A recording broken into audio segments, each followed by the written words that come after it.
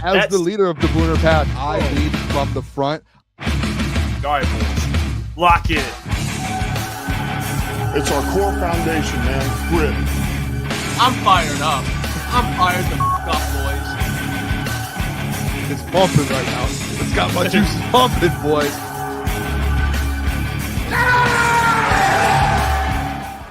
Welcome to Crunch Time Sports with Jeff, Booner, Lukas. It is Monday, December 9th. We are off. It's game week. Detroit Lions, Buffalo Bills. We got done with the NFL slate Sunday. Hey, it was nice, fellas. I say this every time. I like watching football on Sunday when the Lions have already won. I think it's a great experience. You get to check in on the league. You see the Buffalo Bills play, who the Lions are going to play. You get to see the Vikings, the Bears. It was a blast. We got a lot to get to today. Kory Woods joining the show as well. If you're listening, leave a 5-star review. We just reached 11.1K, so that is big time, boys. We're trying we're climbing. We're past the 100 mark. Next milestone. Hey, how are we feeling this Monday? How are we feeling on a Monday? Hey, I don't know about you, Clyde. I feel good over here. It's a beautiful. It's like a victory Monday. With the good thing about like the Lions playing on a Thursday, and I was thinking about like, do we get a victory Monday as well? I saw Dan Campbell's wife put out their victory Monday with some coffees.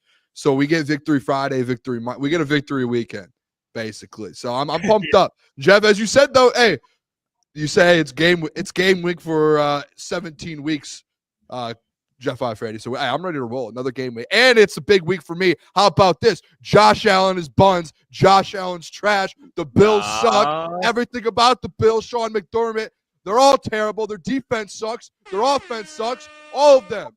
Joe Brady, I hope you score 2 points this week, and I hope it's a safety on your offense. All right, how about that? Let's get that out of the way, okay? For all the people that were going to start questioning me, I figured that I get that out of the way. Yeah, they're frauds. It is a fraud team over there. Now, with that being said, this is a Super Bowl preview. We'll talk about that later. Hey, picking up what you're putting down, Boone. It's tough week for your narratives, but it's a good victory. Not at all. Lions by a million. Yeah, Lions by a million, Boone. But especially being a Lions fan, seeing Philly. Remember we talk about they always seem to kind of unravel a little bit. And Carolina's been playing a little bit better. But seeing how Philadelphia played yesterday definitely makes it feel a little bit better too, because you see the struggles that they're getting through the air. A.J. Brown even said something. So the Lions still looking like the number one team in the NFC, even with all the injuries. Yeah, they are. And the injuries, we have more of an update there, which I do want to play. Coach Walk is an absolute legend. For those, by the way, appreciate everyone for tuning in this morning.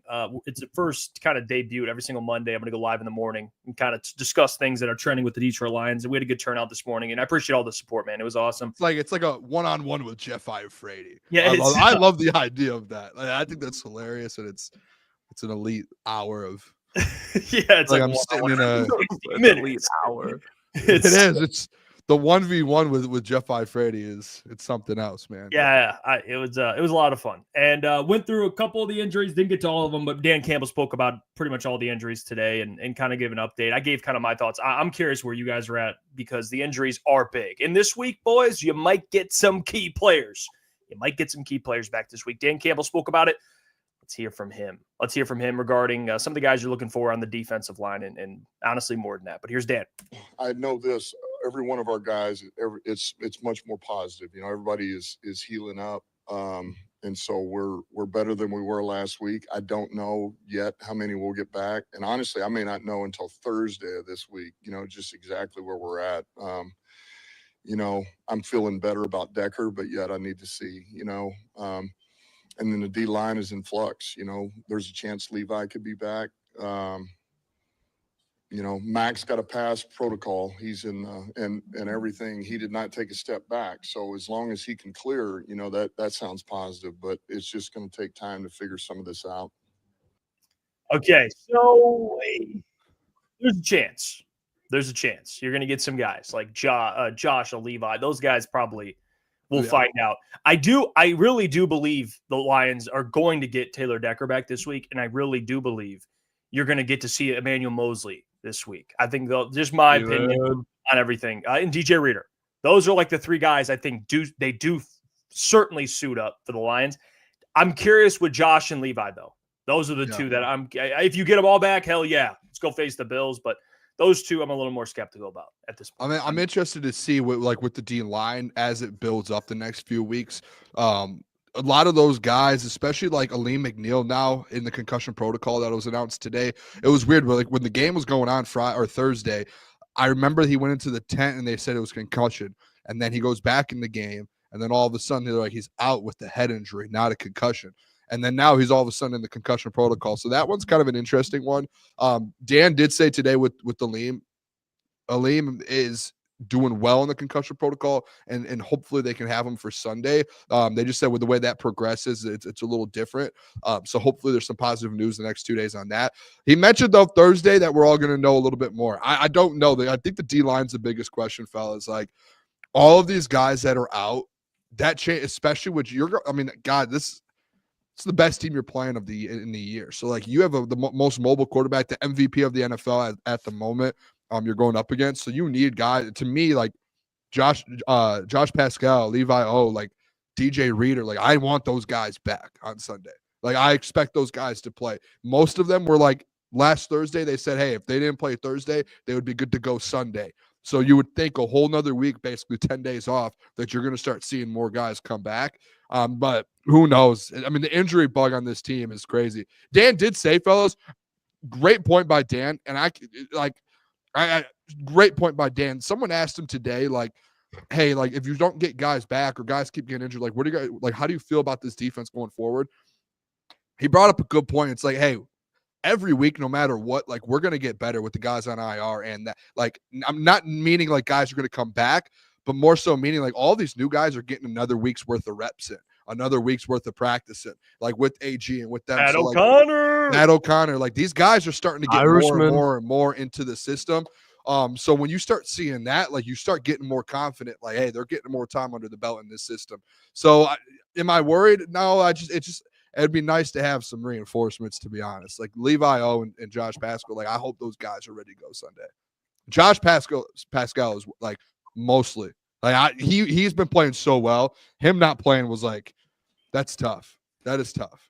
Yeah, especially the week that the Bills are coming off of. Like the Bills are a team that pride themselves on running the ball, and Josh Allen was doing a lot of that. But when they really are at their best offensively, when James Cook gets going, and I believe he didn't even clear 30 total yards yesterday, and they got a couple checkdowns to Ty Johnson, which Pop, former Detroit Lions, shout out. But the Bills were a team that were supposed to be the team on the road to go into LA, which is pretty much a neutral site for any away team, and go in there and win. And they got smacked in the face by a team in the LA Rams who can beat anybody. But at the same time, the Buffalo Bills, they're going to want to make a statement. They want to prove that we're right back on track. And the key to beating the Buffalo Bills outside of stopping the run is stopping Josh Allen. So having those guys back up front to put pressure on him and then kind of make James Cook life a little bit of hell like they have been for every NFL running back, it's huge because Khalil Shakir, very nice wide receiver. Amari Cooper, very nice wide receiver. But when they become deadly is when Josh Allen gets out of the pocket and starts making Josh Allen type of plays, because he can make any throw anywhere at any time, and he's the MVP of the league right now. So you have to be able to make him uncomfortable. And then when he is, if you can shut down the run, that's how you stop that offense, because the defense is good, but they're not as bad as the Lions, but they're still fighting through injuries as well. They got Matt Milano back, but it's taken him a little bit of time. And in the secondary, it's not what it used to be. I mean, DeMar Hamlin, great story, but he's not somebody that you want back there against Amon-Ra St. Brown and Jameson Williams and those likes of guys. So if you can stop Josh Allen, this is a very favorable matchup. Yeah, he's the type of quarterback that can single-handedly keep them in the game. Like he's one of those guys. The Lions have done a good job of stopping the run, which, that's something they're going to have to continue to do with James Cook. But you've seen it with quarterbacks kind of leading the team in rushing, and they probably like that. But this week, it shows Josh Allen, if he leads the team in rushing, it's a good thing. But he's the type of guy that, like, he could still make huge plays with his legs. It's like, he's like a bigger, more physical, like Lamar, but not they're different run styles. But, like, that's the type of guy. Those two you have to really watch out for, because they can kill you with their legs. And Josh with his arm is a whole nother thing, which, the Lions defense, that's why I'm hoping you get some of these guys back, because to your point, Klotzy, you got to be able to get some pressure on them. I know we can evade some of that, but you got to make them uncomfortable. And you got to honestly not allow them to sit back there and wait for guys to get open, because it's not like they have a bunch of world beaters at wide receiver, but they got Amari. They're going to get Keon back probably. They have Khalil Shakir. who's not a bad wide receiver. And I think they might get Dalton Kincaid back. Like I think they rested this week. I think they arrested a lot of those guys for this week. Like because Dalton, I checked, he had light practices. Keon, I believe, had light practices. So probably just wanted him 100% Yes, before throwing him back in the fire. I think you'll see a full core of weapons. You just need like this D line has to get back. Like the D line, like you need guys, like you need reinforcements. As cute as it is having like these guys who are making plays, and as we joke around about like the Pat O'Connors and these different like players who are making these plays, like the main guys that are at the top of your depth chart, the ones that are hurt, like the difference of getting those guys back is that much. Like I know like it was nice seeing some of these guys on the edge and doing what they did, but like you still gave up 30, and I know it's like you can situationally and different things that happen, but like the Josh Pascals and Levi O's, like DJ Readers, like you need those guys on the field. Like that middle, that like Aleem and DJ Reader is better than Aleem and Pat O'Connor or something like this. So you need like you need Klotz. It's we can keep joking about it. I'm being serious. So like you need those guys. I'm trying to be serious. You keep joking about it. I'm trying to be serious about it. Like you need these guys, especially trying to make a run and all of that. Like you have to get guys back. And when it gets back, like you have a top 3 run defense, and you're starting to get a top 10 overall defense. And then last week happens when you have all these injuries and all these old vets and all these guys that you have to bring in to kind of replace them. So hopefully when the practice report tomorrow comes out, and then Dan did say like come Thursday, we're going to know more. Once that Thursday comes around, hopefully it's like a lot of positive news, especially on the D line. Honestly, hey, Klotz, you know who I wish was here right now? I'm gonna be honest, Anzalone. I think this is like the type of game Anzo, him and Jack would be flying around. Like that's why you see, watch Josh against the Rams. He was just running. It was just like he's just running around having a blast. With Anzo and Jack, like they won't let that shit slide. And I don't think Jack, obviously, you saw Jack against Caleb Williams. Like he made that man realize, like if you're gonna run, it's a business decision, especially if you stay in bounds. Yeah. I wish Anzo was here. Hey, and I know he's not what he was. Yeah, I'm back for the Super Bowl though. You will then, but he's not what he was. But Jamal Adams, where'd he come from? The Jets, playing against Josh Allen twice a year, so they could use him not as a spy, because Aaron Glenn's not going to spy, but I could see him playing down the box a little bit more, because he's a little bit more athletic than, say, David Long or Ben Neiman or Trevor Nowatzki out there keeping up with them. So it's going to be interesting. And to what you guys were saying before we bring Kory on, is just like when you look at it, this is the Bills pretty much their last like send off as far as the statement game, because after this, it's either the Jets, Patriots, Jets, or Patriots, Jets, Patriots. Like they have the Patriots and Jets the last 3 games. So it's not like it's divisional games they'll be paying attention, but as far as like legitimate matchup where it's like they have to make sure all their T's are crossed and the I's are dotted, like this is the one where they have to make sure, the last one of the year. Yeah, and the Chiefs are going to be hoping the Lions take care of business. I'll tell you that. Yeah. They're going to be hoping they eliminate the Bills completely out of the number 1 seed, because you're right. The last 3 games are pretty much a cakewalk. I mean, if you look at the Jets, cakewalk basically. We'll see. The Bills. The Bills. Yeah, the Bills are going to probably steamroll them as well. So let's bring on our guest here, and he does great work. Joins us every Victory Monday, and this week still Monday, to talk about some of what transpired over the weekend, their upcoming game against the Bills. As always, brought to you guys by BetUS. You know who it is. MLive beat writer for the Detroit Lions. That is Mr. Kory Woods. Kory, what's going on? What's going on, brother? Hey, what's going on? Happy Monday. Hey, I think I can hear myself in the background, Kory. I don't know. I think I might have some on. Oh, hold on. Let me fix that for you. I got you. Okay. All right. Well, we got Kory on. And I want to get into the Bills. And talk about your thoughts on how the Bills look right now, some of the matchup problems they will pose, because we talked about it earlier. Josh Allen, he is a menace. And Kory's fixing it right now, so let's wait till he gets back real quick. But we're going to get into it. Give it 1 second here. Let's see if Kory fixes it. That was kind of awkward to hear it myself. I don't know about you guys. I hate hearing myself. There you go. There you go. I'm like, oh, geez. Little panic there. Jeff is like, oh, no, I can hear myself. Yeah, no.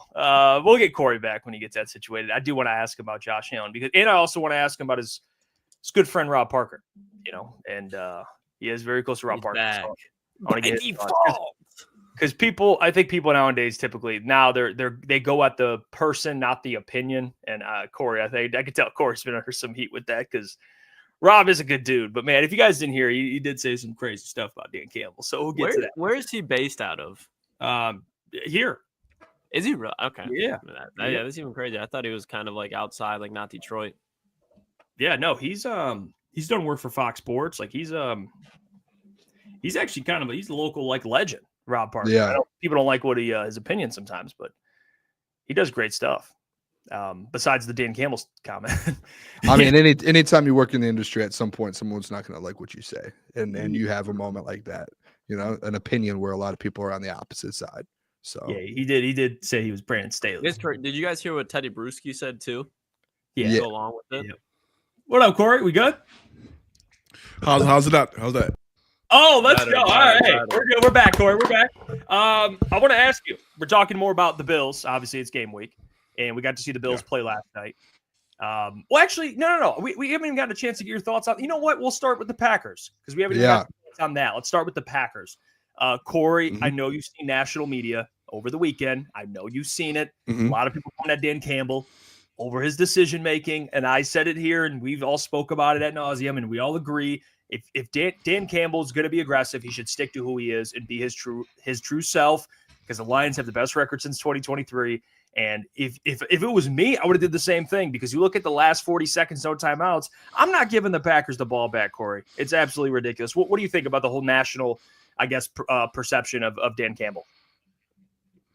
I think the criticism from the national media was on the wrong fourth down conversion attempt. If you go to the one that was late in the third quarter where they tried to get that fourth and short, and I didn't necessarily agree with that one, because when you don't convert that one, you give the Packers a short field. Packers took advantage of it earlier in the fourth, and I think that should have had to punch that one away, because if you look at the way the game was flowing, Jordan Love just really had a struggle the entire game. Moving the ball down the field, the Lions actually helped them out a couple of times. So on that one, I definitely disagreed with. On the last one, the last one, people can have debates about it, but there's one thing that does not show up all the time, and that's really the feel for the game. And if you look at the way that game was going, the Lions brought in guys that didn't even know all of the calls and the signals. Quan Alexander, Jamal Adams, the other Adams, Miles Adams, Josh Williams. These guys did not know the calls. So you have a depleted defense. You see how the game was flowing. Do you want to give Jordan Love the ball back? No. So I personally thought that was genius. I know the whole Detroit world, everybody took when Goff took that knee until it fell down and his knee hit the ground, but I thought the call was smart. I think that right now, when you look at the talking heads, and the way they're going at Dan Campbell, I think it's because the way the Lions are winning is unconventional. I mean, technically you got 4 downs to go get a first down, and they're pretty much using all of those 4 downs given the situation. And again, outside of the one that didn't happen, they were 4 or 5. So I mean, if it ain't broke, don't fix it. Hey, Kory, I'm honestly, I'm in all agreement with you. We were doing our stream, and I said the same thing on that third quarter, 4th down kind of conversion. Just didn't feel right giving up the ball to 30, basically automatic points, it felt like, especially when you're winning the game. But kind of just defensively, I know you said like all these patch ups and everything that was going on, especially last week. What are your thoughts on kind of how AG and that defense performed? And then even kind of going into this Bills game, feels like that potentially there's going to be some guys back. I don't know if you know anything in regards to some of these defensive linemen coming back. But what are your thoughts on this defense at the current moment after obviously giving up 30-something points, but it felt like there was times where you could definitely tell there were some newer guys in that defense. What are your thoughts on that? Well, I mean, honestly, if you just look at the flow of the game in the context of, again, what we just talked about, giving up the short field, the Goff interception. I mean, outside of that, I believe the defense, the defense play lights out. They just, sometimes got put into some bad situations with some newcomers. But I mean, instantly out the gate, they brought the pressure to Jordan Love, and he flustered right out the gate. I mean, the guy only had 31 passing yards at half. So I mean, what they were doing their job. And again, it's just another feather in the cap of the Aaron Glenn farewell tour. I mean, I think this guy is gone. It's week after week after week. He is, turning chicken crap into, chicken salad. And that's no disrespect to the players. It's just more so it's not a great situation to have to Right. pull guys from practice squads off the street and try to put them in the defense the week of. Yes, Quan Alexander, Jamal Adams have high football IQ and former Pro Bowlers, but they still have to know what the game plan is and what's going on. Those guys got signed on Sunday, did their walkthroughs on Monday, had a practice Tuesday. Wednesday, media didn't attend on Wednesday, so whatever they had going on, they had going on. And then Thursday was the game, and these guys are starting. So that was the game I actually had the Lions losing just because I felt it was too much for the defense to overcome. But now heading to answer, to go into this week, if McNeil passes a concussion protocol, he should be ready.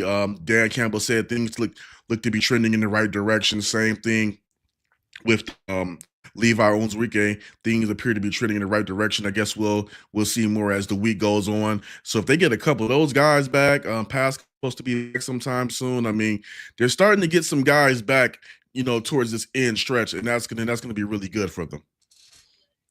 And the injuries are obviously a big thing going on with the Detroit Lions. And somebody who's been hurt kind of all year is Sam Laporta. And we saw him have his best game, maybe not statistically, but where he looked the best in big moments. They went to Sam Laporta. He was able to make some contested catches. Do you think Sam Laporta is going to continue to kind of look like this and just kind of get healthier and he's finally starting to get form? Or do you think we could kind of brace and say, okay, maybe Laporta is still going to be playing a little bit more banged up down the stretch?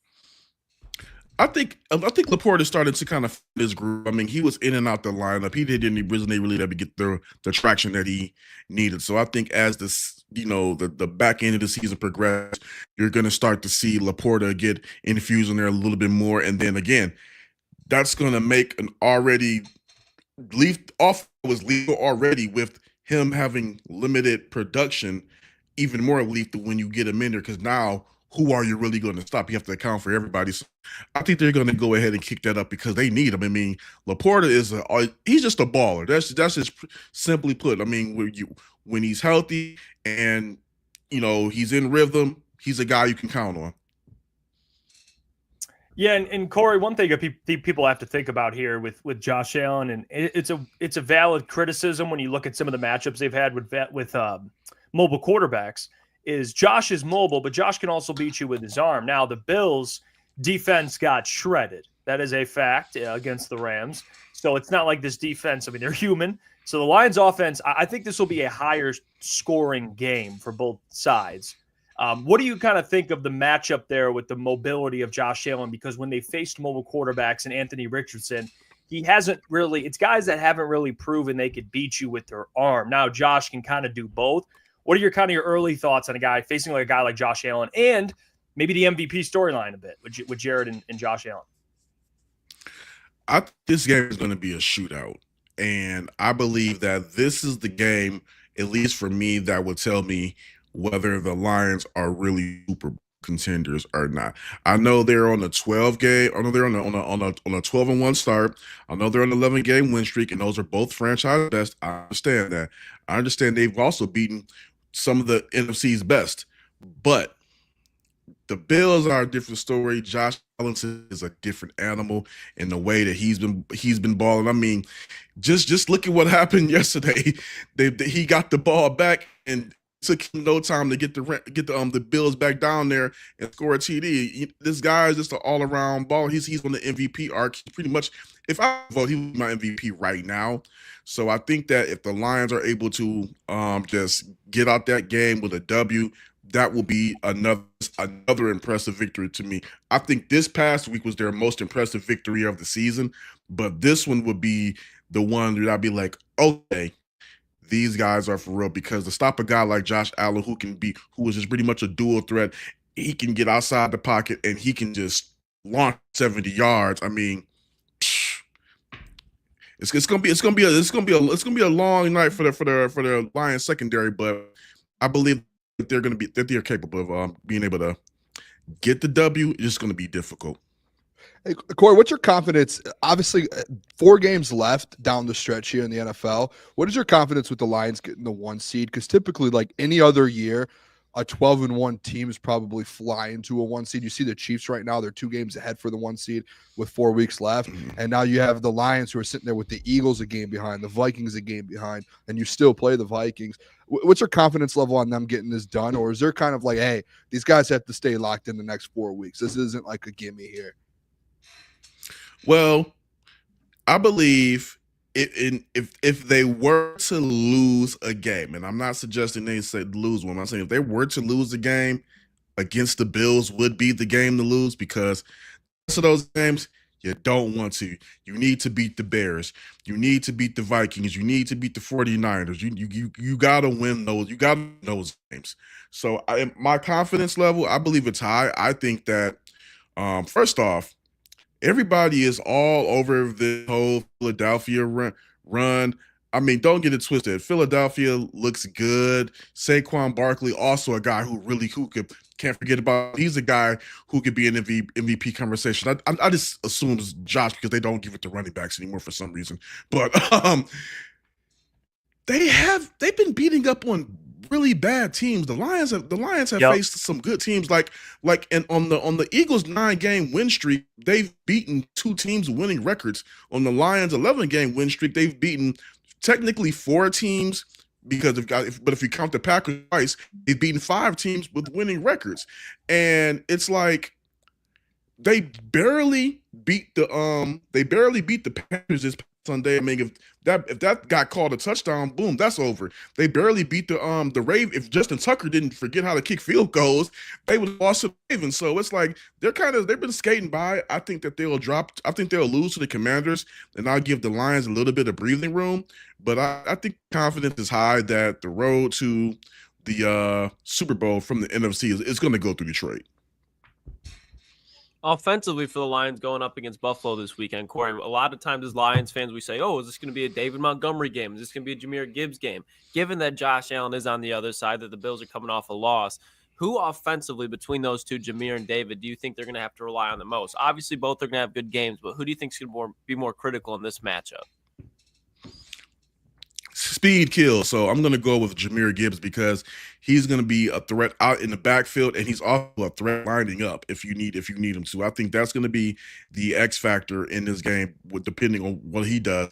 And just first off, just look at the season that Jahmyr Gibbs is having. Split carries with David Montgomery, and he's the NFL's 4th leading rusher. That's insane. So I believe that is a guy that's going to be the one you have to, account for. Now, when it gets into goal line, you gotta go ahead and punch it in. I think you're gonna have to go with knuckles on that one. But yeah, this is gonna be a silent game for sure. Yeah, Kory, before we get you out of here, I love your opinion on the Jay Glazer report coming out saying Aidan could play in the NFC Championship game.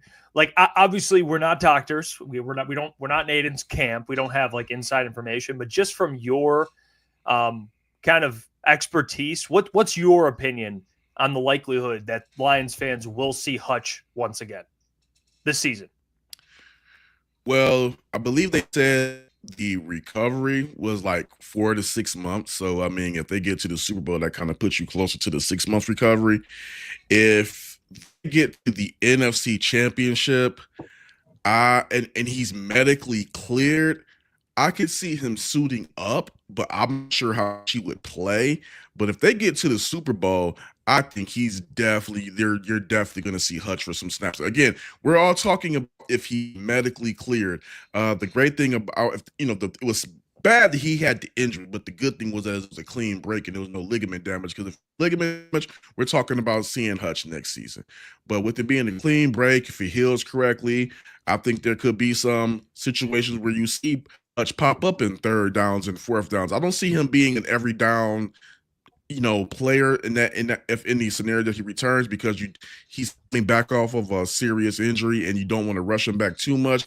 But also at the same time, if he's medically cleared, the Lions have their first ever Super Bowl on the line, and he feels like he can be an asset.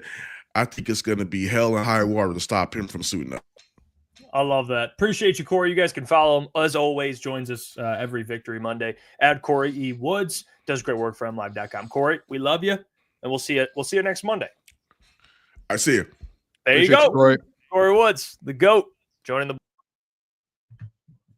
Oh, Jeff Tommy, decided to Jeff dip. just took himself And out. that's where Jeff Tommy, exits too. pushing through some mic troubles there. Shout out to him. By the way, as always, brought to you guys by BetUS. I wanted to ask him that Jay Glazer thing because I saw that, and Jay Glazer gets all fired up. He's on TV. He's like, talk to Dan Campbell, and Dan Campbell said there's a chance he plays in the NFC Championship game. If well, they're not. He's a ruling lead it at out. what he does. He's a lead at the injury breakdowns. He's a lead at Jay that. Glazer is one of the best Yeah. that there is, man. That's what I'm saying. Like if Jay Glazer's saying it, and then Dan Campbell was asked about it in his I actually have the clip of his response. If you guys want to hear it, I have it right here with Dan Campbell. Yeah, I'll say this too. Like with the report, like I see a tour in the chat saying like, "Oh, this is all fake news." Like if Jay Glazer's saying it, and some of these NFL guys, like that's not typically fake news. Like Jay Glazer is one of those guys on a Sunday where it's like he's reporting what facts, like things that are actually happening. Like he's not making things up. He's actually talking to Dan Campbell or Hutch. Like they're actually having conversations. Or like, all these guys, whether it's Ari Meirov or Adam Schefter or, Ian Rappaport, like these guys are having conversations with people like those guys, those reports are not fake news. So Hutch is obviously having a good recovery. And Dan has said it multiple times this year. Like if anyone was to come back from this injury within the season, if the Lions go to the Super Bowl, it's probably Aidan Hutchinson. If you had to pick a guy to do that. Yeah, I mean, I have. This is Dan speaking about it. So let's hear from Dan Campbell. Man, honestly, I'm where I was when the injury happened, and that's only just saying. This is a tough injury. I mean, it is, but I just would never count him out. Just knowing who he is, and he's working, he is progressing, but I can't give you a timeline, and I don't know. I don't know if he'll have the time to get there, but if anybody could, it's him. Well, we made a video about this about 2 weeks ago, and we were all like, I think collectively we're.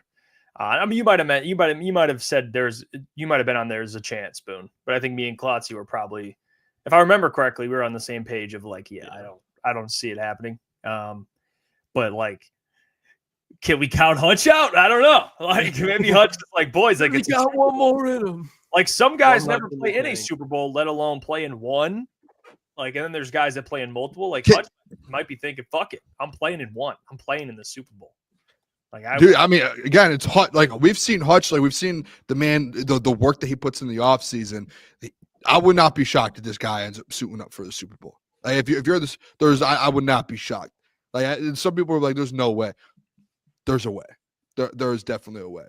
By the way, I just want to. I hate this. I hate you guys say a tour in the chat. This I've seen him multiple times over the last couple months. Just not read or see specific things in the news. Like a tour, I encourage you to actually go out and learn. And before you start commenting, like people didn't say this, people didn't say that. I've read this.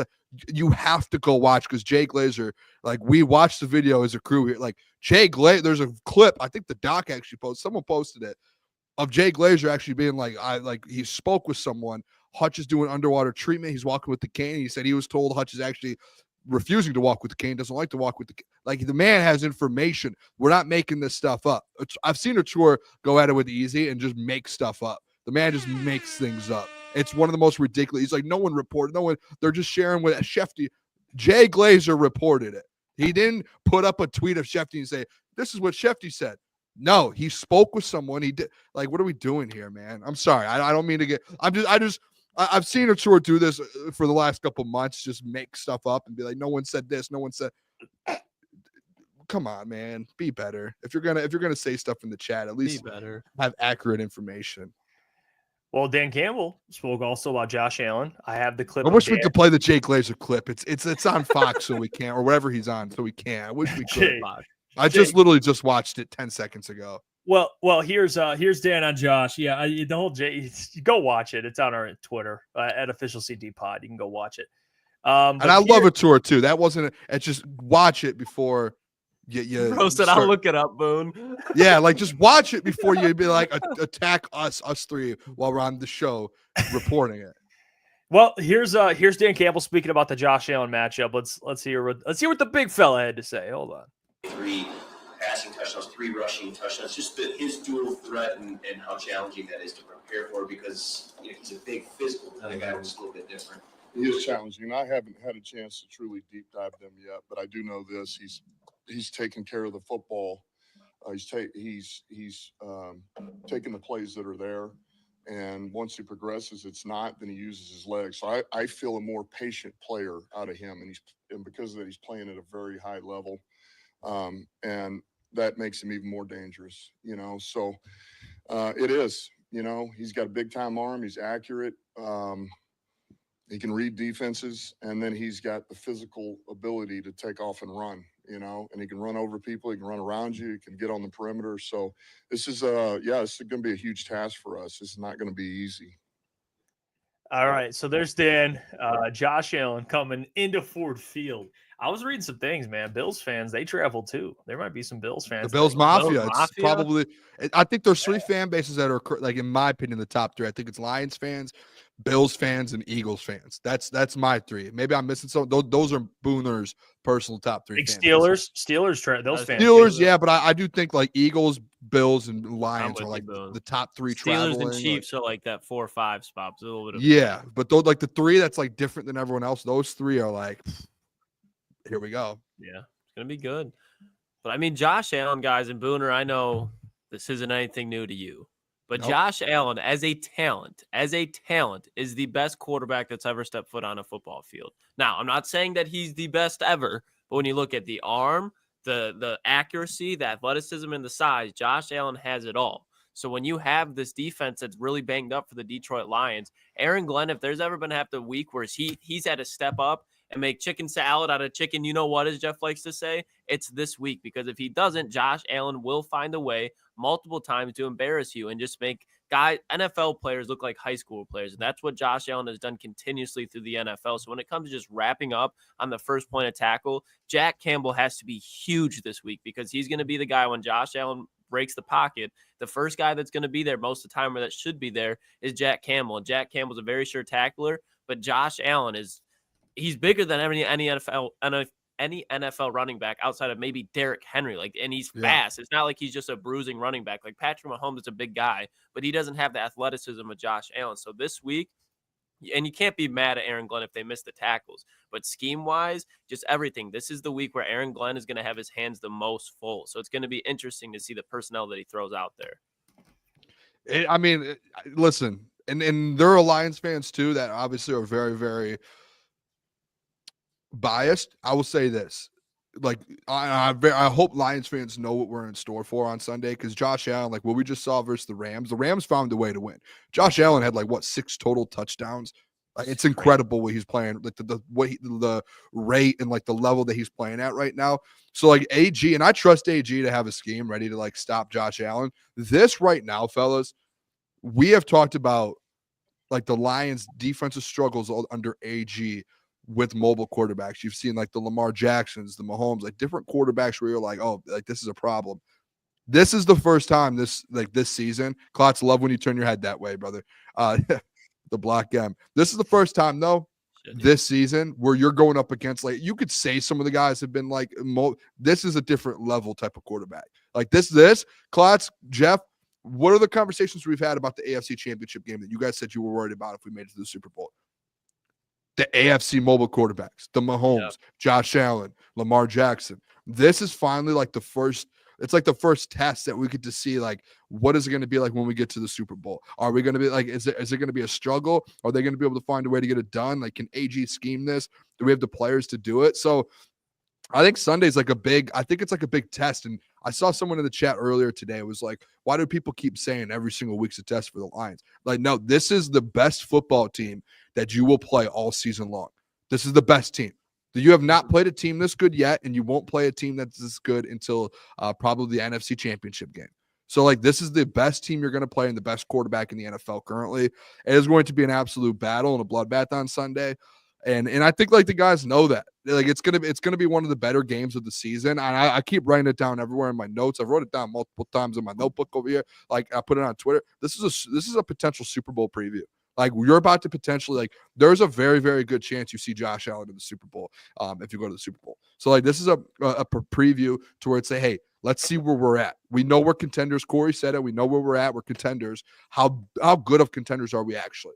We're going up against one of the other bets. It's a top 3 matchup in the NFL, fellas. Like I'm pumped up for it. I don't know about you fellas. I'm ready to see it. I'm fired up for it. I think a big thing with this too, defensively, you gotta watch the pass interference calls. That is like the. I mean, here's something we posted on our Twitter too. Lions have committed a league high 17 pass interference penalties, while the Lions offense has gotten an NFL low 1 pass interference call all season. But we're told the refs favor the Lions. So the league high 17 pass interferences, they're 11-1 with 12-1.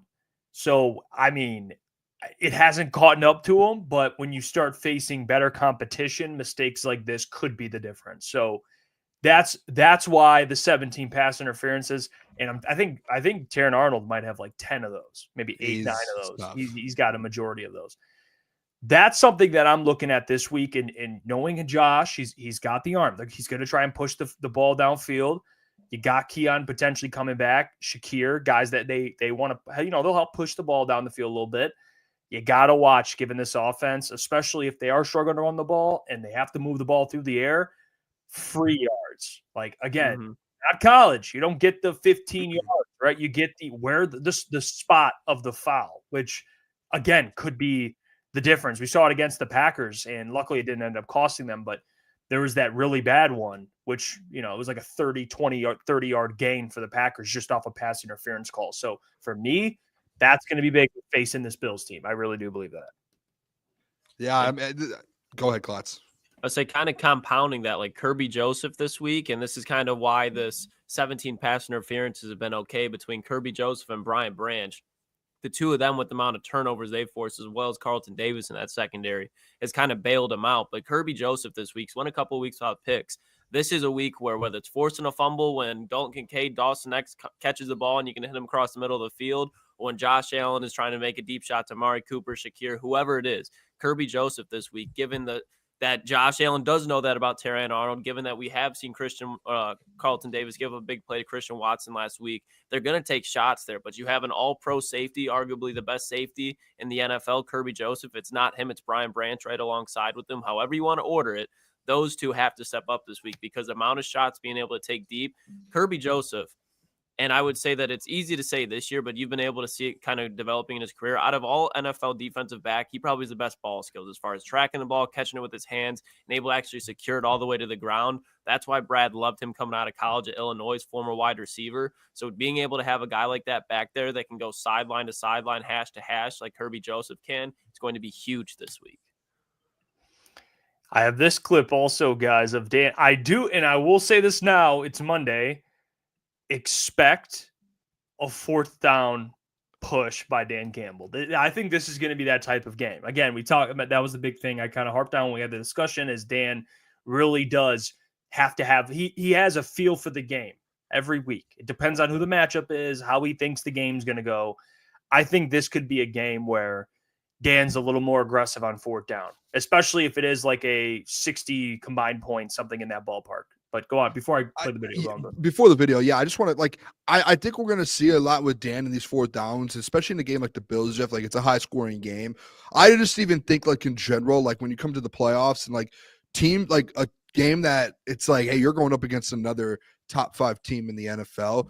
And I kept saying it on the stream Thursday. Like the reason I didn't like the 3rd down or the 3rd quarter one, and I didn't mind the 4th quarter one was because it's like, hey, when you're winning the game, sometimes it's like, you're better than this team, even though it's a one. Like at the end of the day, like you're a 2-point favorite. You were a 2-point favorite for the Packers as well, or 3-point favorite versus the Packers. Like this game's going to come down to a field goal, and that's what we saw it come down to. That's why in specific spots, like if you're going for 4th and 1 at the 1-yard line to score a touchdown, I'm all in on Dan doing that, and he did it multiple times versus the Packers. All in. you have to go 99 yards to go score. Like, I'm all in on that. I'm all in on ending the game on a 4th down and saying, hey, we're finishing this thing on offense. It's those ones that are in the middle that where I'm a little like, but again, we know like Dan Campbell in games where it's like that's where you have to start seeing the trends of your coach. And a game like versus the Packers, a top 5 matchup, a 3-point spread, Dan's like, hey, we're doing it no matter what. We're all in on it. And I'm interested to see like versus the Bills, is it the same way? Like, I'm interested. I trust Dan. I'm all in on Dan Campbell. Then you're all in. I'm all in. I'm all in. I'm all in. All right. There could be some of the, because again, I'm not questioning it. It could be that type of game, but here's Rob Parker on Dan Campbell's aggressiveness, and he's not a big fan of it. Let's hear from Rob Parker. For as much credit and people are all excited about him, I think he's a bad coach, and I think he's worse than Brandon Staley when he was with the Chargers, who got fired. This is reckless. And the reason I say he's a bad coach and ultimately will wind up costing the Lions a chance at the elusive trip to the Super Bowl or even a chance to win it is because what he's doing is unnecessary and putting his team in harm's way.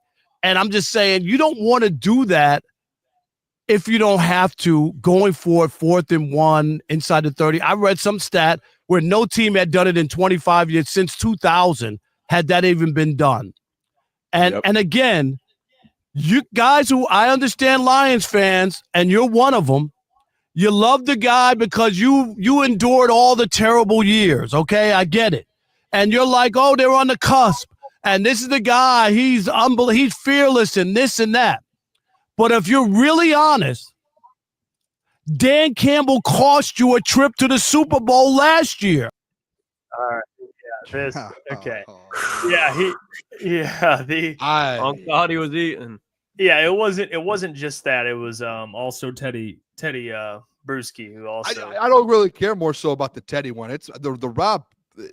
Is it Parker? Rob Parker one. Yeah. Rob Parker. Yeah. That's the one that, because I know he's a Detroit guy. People say he's a legend in the city. I'll say this, like the Teddy one, okay. He's been in the Patriots organization. He has his own takes. He thinks you win a certain way. I'll take that. You know what I mean? Rob Parker's a guy who's been in Detroit for a long time. He hasn't seen a lot of winning here in Detroit. It feels more so like a SOL type of guy and type of take. That's what that take felt like a little bit more, to where he is one of those old heads that's the same old Lions who is looking to be right at a take by the end of the year. So if the Lions go to the NFC Championship game or the Super Bowl and Dan goes for it at some point in the game, that Rob's going to step out of the woodworks and be like, hey, and they lose, he's going to step out and be like, hey, I told you so. This clip doesn't look too bad. That's where I'm like, all right, Rob, you have a problem here with me. Like, let's go talk about, come on the show. Let's have this conversation, because the reason you're 12-1 and the reason the Lions won 12 games last year, went back-to-back seasons, 12 games, by the way. The reason all of this is happening and you have won 24 games in 2 seasons, plus more coming most likely, and that you're going to hopefully go on a Super Bowl run, and Dan Campbell's led this team and turned this organization all around, it is because of the way he coaches football. And there are coaches out there right now in the NFL who are giving him compliments, who are saying, hey, that was one of the best coach NFL games that I've ever seen. I think, who was it that I saw? Who's the coach that does the icy? John Gruden. He gave him the dog of the week because he said it was one of the best coach NFL games that he's seen by an NFL head coach, having basically the nuts to say, hey, we're going to go for this and end the game, and we're going for it 5 times on 4th down, and we're going to win 4 out of the 5 of them. The one thing Rob Parker doesn't understand is, yes, Dan's going to go for it 5 times on 4th down. What he doesn't understand, Dan's going to get it 4 out of the 5 times. Now, if he was going for it and getting 2 out of the 5 times, 1 out of the 5 times, we have never seen that before. And to the people, the Green Bay Packers fans, and Rob Parker, who says, oh, when you get into the playoffs, you're going to go 0 for 4. You're going to go 0 for – that's not going to happen, because, like, Dan didn't build this team to not make it on 4th. They are going to convert on 4th downs. That's what they're built to do. It's like the Philadelphia Eagles tush push. They're not going to get stopped. The Lions are not going to get stopped more than once on a 4th down conversion. That's just not it. It's not going to happen. Dan Campbell has built this whole organization off the backs of being tough and getting fourth down conversions like that. I promise you things aren't going to start turning, Rob. So if you don't like it, if you think he's a bad coach, go talk about a different NFL team. Go to a different city and talk about a different NFL team. Dan Campbell is one of the best. He's going to win Coach of the Year. And you're calling him Brandon Staley? That's embarrassing. It should be embarrassed. Yeah, and I think what makes it just harder for people to realize, and I know it might sound like a slappy take out of us, but I think we all agree out of it. If you look at how much Dan Campbell goes for it, and in the past it was kind of annoying because you didn't really have the personnel to consistently do it. But when you look at how this team's made up from offensive line to running back to wide receivers, when it is 4th and a yard, and you have the chance, if you get that yard, you're most likely going to put up points. Yes, sometimes you'll stall out, but a lot of times when this offense gets rolling, it stays rolling for a drive. When you look at how this offense is built, and you compare it to like the Philadelphia Eagles with Jalen Hurts and the tush push, you don't hear anybody moaning and groaning about that because it's so automatic. When you look at it, is Jared Goff handing the ball off to David Montgomery, there's time for error, obviously. But when you have the personnel that you do, it's like if you were to look back in the day with the San Francisco 49ers, the offensive line that they had in Frank Gore, if they had 4th and inches and Jim Harbaugh was the coach, if they were going for it on 4th down, makes sense. Marshawn Lynch with Seattle Seahawks makes sense. The way that this Detroit Lions offense is made up and just the complementary football that the offense and defense have together, it's really not that crazy to think about. It might not fit in the analytics because the analytics aren't putting context around the games. That's why I think the NFL is like so surprised by what Dan Campbell is doing, because they stick to this old school philosophy in an age where it's all analytics and database points. And Dan Campbell couldn't give a shit about that because Dan Campbell played in the NFL. He knows what it takes to win in the NFL in certain situation and game flows. So analytics are cute, but so is the way that Detroit Lions are winning. It's not cute, it's gritty. So I'd rather have that than some PFF analytics. And the Brandon Staley take was just egregious. You can just rot in hell with that football take. Not as a person, but your football takes. That one can go rot. Yeah, I mean, the Brandon Staley that went 500 over his career, and the Brandon Staley that also got to the playoffs, faced a quarterback that threw 4 picks and still lost. Like that's who we're talking about here. Like, it's embarrassing to compare. No, it's like, no, that's a huge L. Apparently, though, Dan Campbell gets all the blame and the credit, but there was a Lions player that had some influence. We can play this video. I did realize after, I'm just gonna be straight up. Richard Sherman said this. Dan Campbell was asked today about it, and it contradicted the whole thing.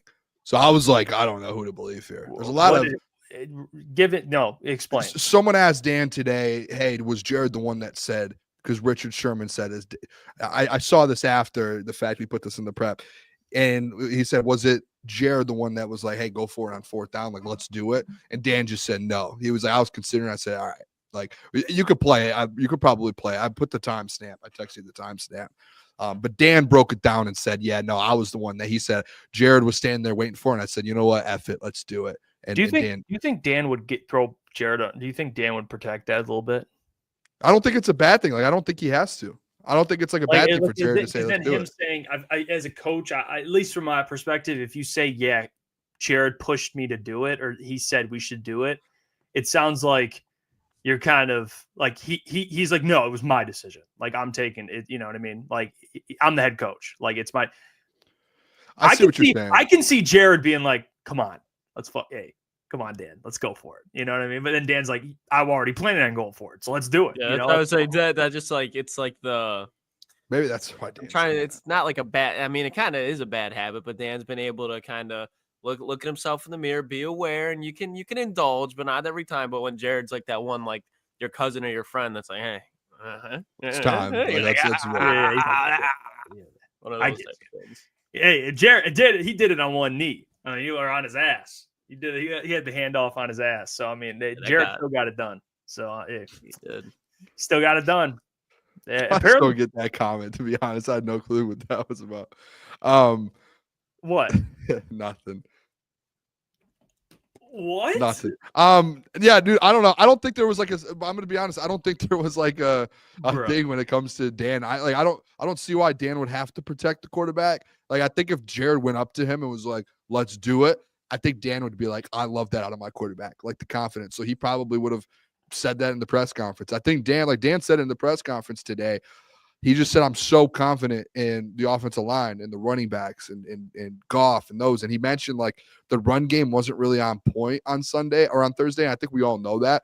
But he was like, hey, that short run game, when we know we need to get 1 or 2 yards, like I have the most confidence in all the guys to get that. So that was why Dan said he ended up being like, yeah, let's roll. Let's do this thing.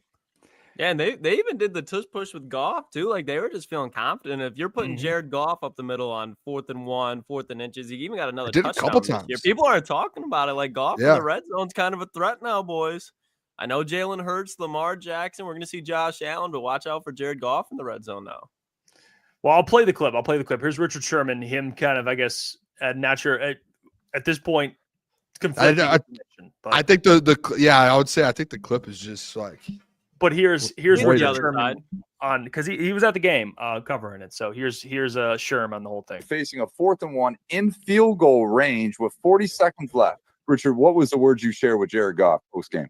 Well, Mitchell, it wasn't me. He was having a conversation with Andrew Whitworth. Well, he's having a conversation with all of us. And Whit was like, hey, what was the conversation like on the sideline before that 4th and 1? And Jared, the summary is Jared basically comes over and Dan's on the headset, telling him, hey, we're kicking it and just get the field goal team ready. We're going to stand here. We're going to talk it through, but we're going to kick it. And Jared, dejected. It's like, man, I want to go. And Dan Campbell just looks at him and said, you want to do it? F it. We're going for it. And then he changes his mind and goes for it. And he trusts his men. He trusts his team. He trusts his offensive line that they're going to get it done for him. And some people may look at that and be like, hey, is that really how it should go? Yeah, that's how it should go. You can do all the analytics in the world. You can say, oh, man, this percentage and this percentage. But at the end of the day, do you trust your team? Do you believe in your guys? And if your quarterback says he thinks they can get it done and you say, I'm going to believe in my quarterback and what he sees and what he does, that's a gut feeling. And that's why this team is ready to run through walls for Dan Campbell, because he believes in them like they believe in him. And he is a leader of men. And as a leader of men, in order to show them. Hey, well, I mean, he's not the premise. Yeah, he kind of. Words from the wise. Hey, if anybody knows about a crucial situation when you need to ice a game, goal line, and goal, it's Richard Sherman. Listen to the team. Do you think he wishes that team could go back to Pete Carroll and be like, hey, instead of throwing a Ricardo Lockett on a slant route, do you think we should hand it to Marshawn Lynch on the 1 yard line? Yeah, I'm sure. So players do appreciate it, and I think that's why people can make fun of it, whatever. But the way that Dan Campbell has these players ready to run through a wall, it's in those moments where it matters because everybody there knows that it's going to work. They might be delusional because obviously it didn't the time before, but when you have that just delusional confidence, it's just that's how you keep momentum going. And then when you don't get it, you're able to keep moving past and be like, okay, it didn't work last time, we're getting it this time. So I love that Dan Campbell's able to have that relationship with the players. To be honest, too, like with some of these guys, like a lot of this offense, like this is most of the guys, almost every single one of them, actually, this is their second year in the offense outside like Kevin Zeitler. Like they have been in this offense for a little while now. Like they are used to going forward on 4th downs. Klotz, to your point, like when you don't get it, you learn from it. Like how do we move on and like how do we fix what we missed? Like on a run play, like when they didn't get that 3rd down, that whole run play they had, like I'm sure they went back, looked at the film real quick. So if they had another opportunity on a 4th and 1, they knew, hey, we missed this block. We did this wrong. Now we know we have to fix this. But like these guys have gone for it so many times over the last 2 seasons, most of them 3 seasons, to where like they know like what it takes, what they have to do in the play calls and honestly just what it comes down to. It's like what it takes to convert these 4th downs in the NFL. And I think it's like the tush push. Like once you get it down, it's hard to stop. And like maybe you stop it 1 out of every like 6 or 7 times. But if it's a 4th and 1 or 4th and inches, like you're not stopping the Detroit Lions. And if you are, it's like that one random time in that 3rd quarter to where it's like the first time in like 6 or 7 attempts with the 4th and 1 that they get stopped. And like it does not happen. We've seen it on. I mean, they've scored 4 touchdowns out of 6 touchdowns versus the. I think it was 4 out of 6 versus the Packers are on 4th down. Yep. Like that's elite. That's like for it to be a 4th and goal and you to score on that. Like I don't think people like that is elite. And for you to have the confidence and like now you have the experience of doing it over and over and over and over again. Like that's what is like very valuable with it. To where some of these people, like I saw the Packers, right? I think it was the Pete guy that we had on. He was like, well, the Ravens last year or a couple of years ago, within the last couple of years, they were going for it. They went for it in one game 4 times, and they were 4 for 4. And then they went for it for 4 times in the playoffs, and they were 0 for 4. That's not the Dan Campbell Detroit Lions. Like the Dan Campbell Detroit Lions go for it all the time, and they know how to convert. And that's like one of the things that they're like prideful on. So like that's where for me it's different for people to comment on it and be like, no, they shouldn't do that. It's completely different. I want to get into this conversation because it is relevant going forward. There's 4 games left for the Detroit Lions, 4. And then you have the playoffs. So of the regular season, you have 4 games left. If I asked you guys, give me your top 5 most important Detroit Lions players for the next 5 games. Top 5. A little subjective, not really at the same time, but you want to go first, Boone? I can go first. I go first. I want to caveat this with people where it's like this isn't like up and coming stars. This is like the most important players on the football team to go win a Super Bowl and finish this season. I think that's important to know, and I'm interested to hear your boys' list. I have my 5 here. I'll start with number 5. I think with an Alex Anzalone injury, and even when Anzo comes back, one of the biggest pieces of this Detroit Lions defense, I think, is Jack Campbell. And I think for a Super Bowl run, fellas, and for you to be able to make this run in the playoffs, finish out to get a 1 seed over the next 4 weeks without Anzo, and then the 3 games that you're going to have in the playoffs, I think Jack Campbell, I have him at number 5 on my list. I just see he like as the green dot, as the center of this defense, he is going to be a massive piece. You're going to notice a trend on my list. I have majority defensive players because I think defensively, we know what this offense is going to be. I just think defensively, it's like that's how you're going to win a Super Bowl. I've said it multiple times this year. The Super Bowl runs through this defense. So at number 5, they have Jack Campbell. Number 4, common theme here, defense, fellas, Zadarius Smith. I think, again, defensively, you have to get pressure on the quarterback. You have to be able to have a guy with no Aidan Hutchinson through this run here, fellas. You have to have a player that's going to be that kind of star pass rusher. And I know Zadarius isn't on the Aidan Hutchinson level, but you need to get someone that's as close as possible to it. I think Zadarius Smith is going to be that guy at the edge where it's like, hey, you need production. Like not just pressure, production. We can get pressure out of the other guys. You need production out of Zadarius Smith to go win a Super Bowl. Number 3, I have the eyes of the defense. I would say the captain right now of the defense is the best safety in the NFL, Brian Branch. I think Brian Branch defensively, fellas, is going to be like the number 1 piece on this defense. We know what he can do, not just in the pass game, but the run game, flying around the field, making play calls, doing everything that he does. Brian Branch is a very, very important, fellas. Very important. By the way, I want to caveat this to the people in the chat. Again, this isn't 3 like role players that are important. This is like the most important players. I'm just caveat that again. Number 2, this is where we switch to the offense. And guys, what I said about the defense, I think that's important to know. Offensively, I think we know what the playmakers are. I think we know what those guys are. I think there's 2 guys on this offense where the offense runs through them. Number 1, you built this offense with the run game and up front. That's Penei Sewell at number 2, fellas. I think Penei being the heart of that offensive line, being the leader of this offense and this team, I think he is going to be the most important pieces of making a run here. Him staying healthy and him going through this full run, I think Penei Sewell. And then number 1, everyone should have this as number 1.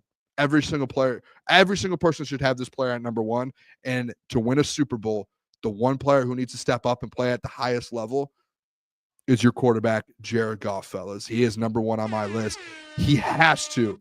You have to be able to rely on Jared Goff, not only just to make plays in the pass game, but to lead the team, to be a leader in the locker room, to be like that voice in the face of this franchise. Jared Goff to go win a Super Bowl. I don't care if he doesn't win MVP of the season. That Super Bowl MVP is Jared Goff's to lose. You go out there, you win a Super Bowl for the city. Super Bowl MVP, that man will have a statue in the city of Detroit forever. That is the most important player on this football team right now to go make a Super Bowl run. And if anyone else has number 1 different, I will question. I think that's like if you ask 10 of the 10 people in this world or 100 people in this world who is the number 1 on your list, the most important player on the Detroit Lions, I think every single person would say Jared Goff. He is the most important person in this player in this franchise right now. Yeah. All right.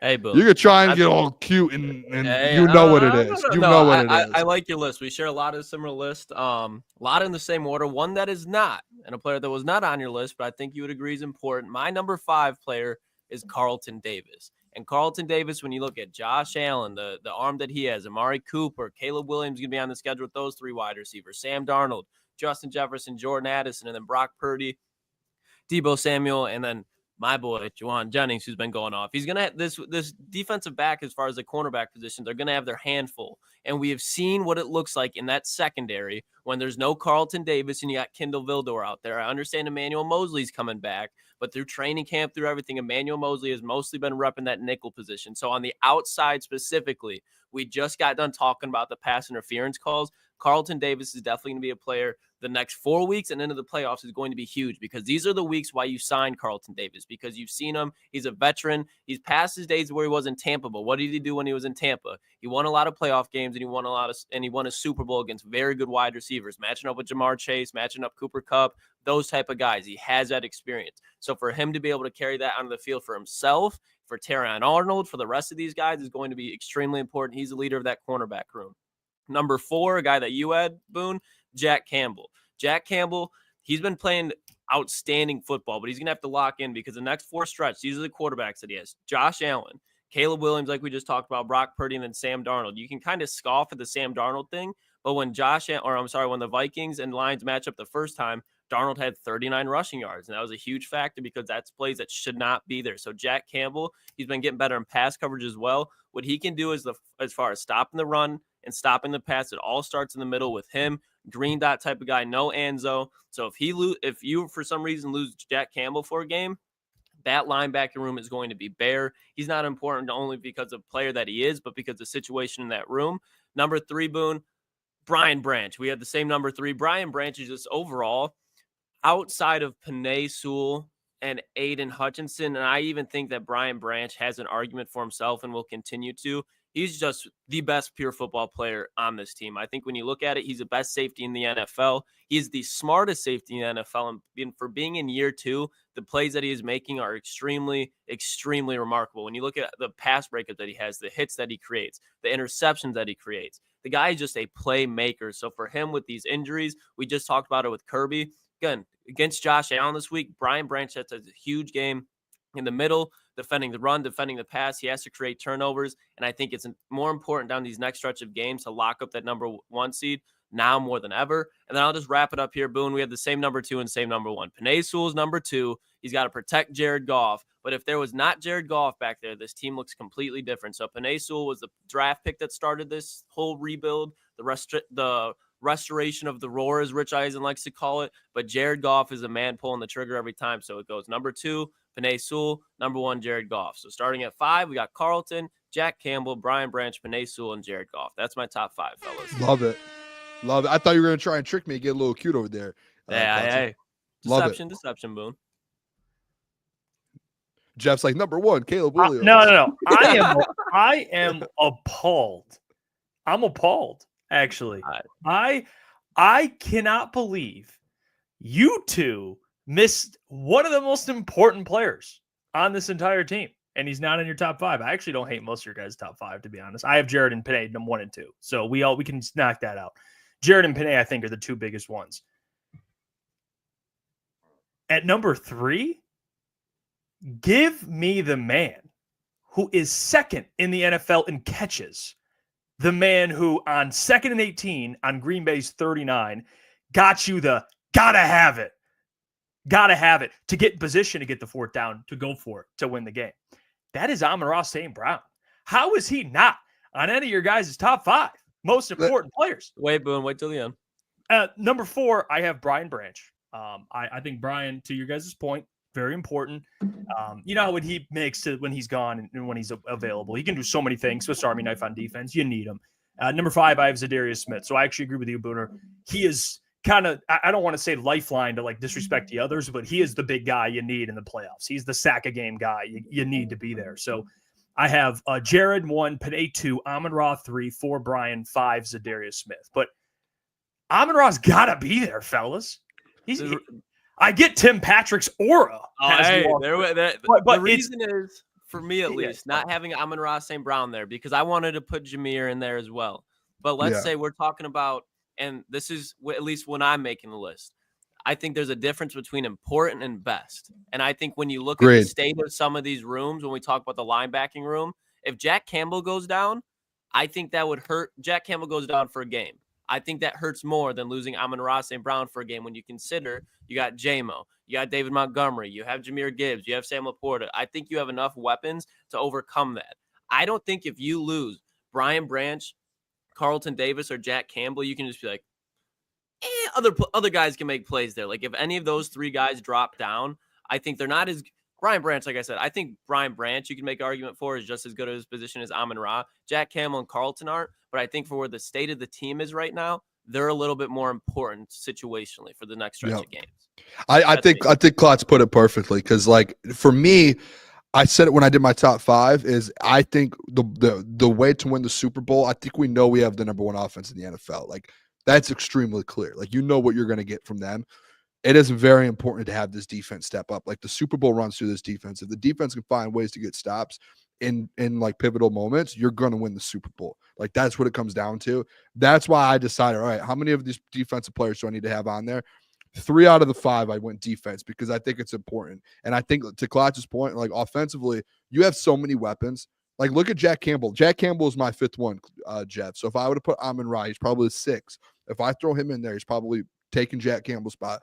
Not even just the point to Klotz's spot. Like if he goes down, even if he's healthy, you're missing 5 of your top 6 linebackers or 4 of your top 5, whatever it is. When he's playing, it is extremely important for him to be playing at the highest level. Like you need everything from Jack Campbell over the next 4 weeks and over the playoff run, like everything. Like if you were in, and I'm not even going to say go through that, but just like, you know, you have David Montgomery and Jahmyr Gibbs and Sam Laporta and J-Mo, Tim Patrick, Khalif's going to be back. Like you have so many weapons. Like this isn't that Amon-Ra isn't important. Like he is extremely important. I just think in the situation you're in right now, when you need to know that, hey, we need a playoff run and we need this defense to step up at one position, one of the most important positions on your defense, linebacker, you're missing 4 of your top 5 players on the IR. It's not like they're just like, hey, we'll be back tomorrow. No, you have like 4 or 5 linebackers on the IR. That number 1 linebacking spot, like, dude, that is very important. Very. Yeah. But here's the thing. No, Amon-Ra St. Brown should be higher because, again, you guys know this just as well as I do. Playoffs and regular season, we said for, what's the question? Final 4 games and the playoff run. Yeah, Amon-Ra St. Brown's on there, no doubt. Last year in the playoffs, he led your team in catches, yards by a ton. And I know, you know, with other things kind of transpire, he was a huge reason they made a huge playoff. I mean, he had 7. And I'm not saying you guys aren't saying he's important, but my point is he is important. Like in the playoffs, like now you can get away with Amon-Ra with like 4 catches, 30 yards. Playoffs are different. He's getting double-digit targets a game. Like he becomes a big, like, you know how the playoffs are? Like the best players get leaned on more. In Amon-Ra St. Brown, there's going to be that switch he checks and flips on in the playoffs where he gets into that 100-yard-a-game mode like he did last year. I mean, 100 yards, 80 yards, 80 yards, but still like made impactful plays. Not saying you guys aren't saying that, but the reason why I have him high is when those playoffs start and you need that offense to go full go. I love J-Mo, love Sam, but if we're talking about who you need, he's got to be higher. Like that. That's yeah.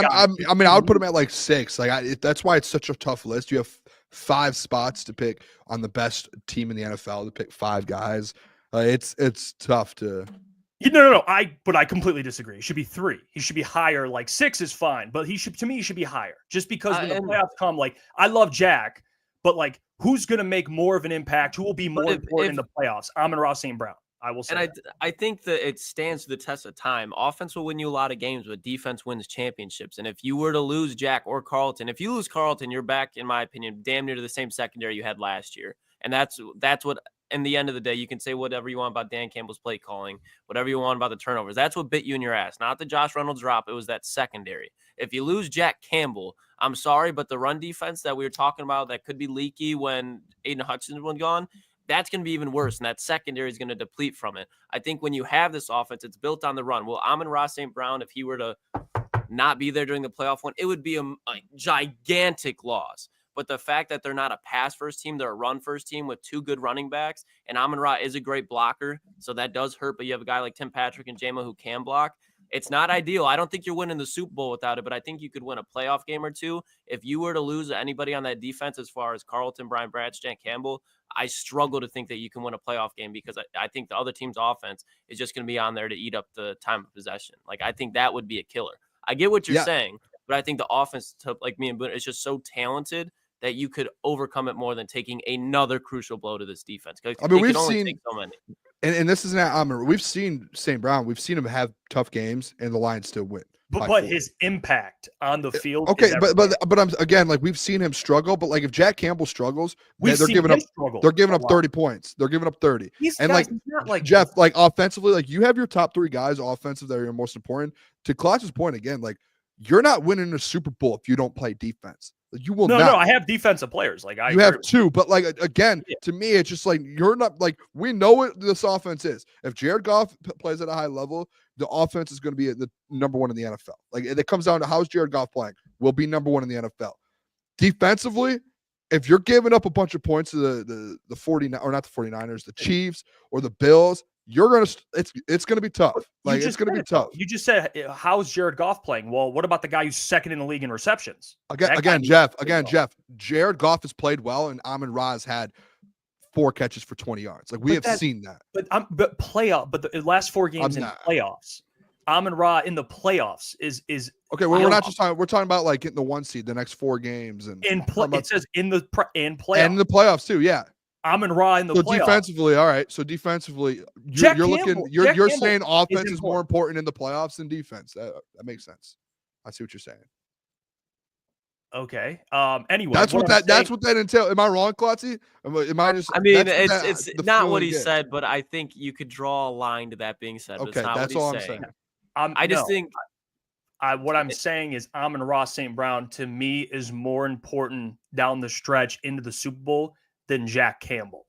That is my point. He is. I don't have Jack on here. I have him, I'd have him 6 to your point.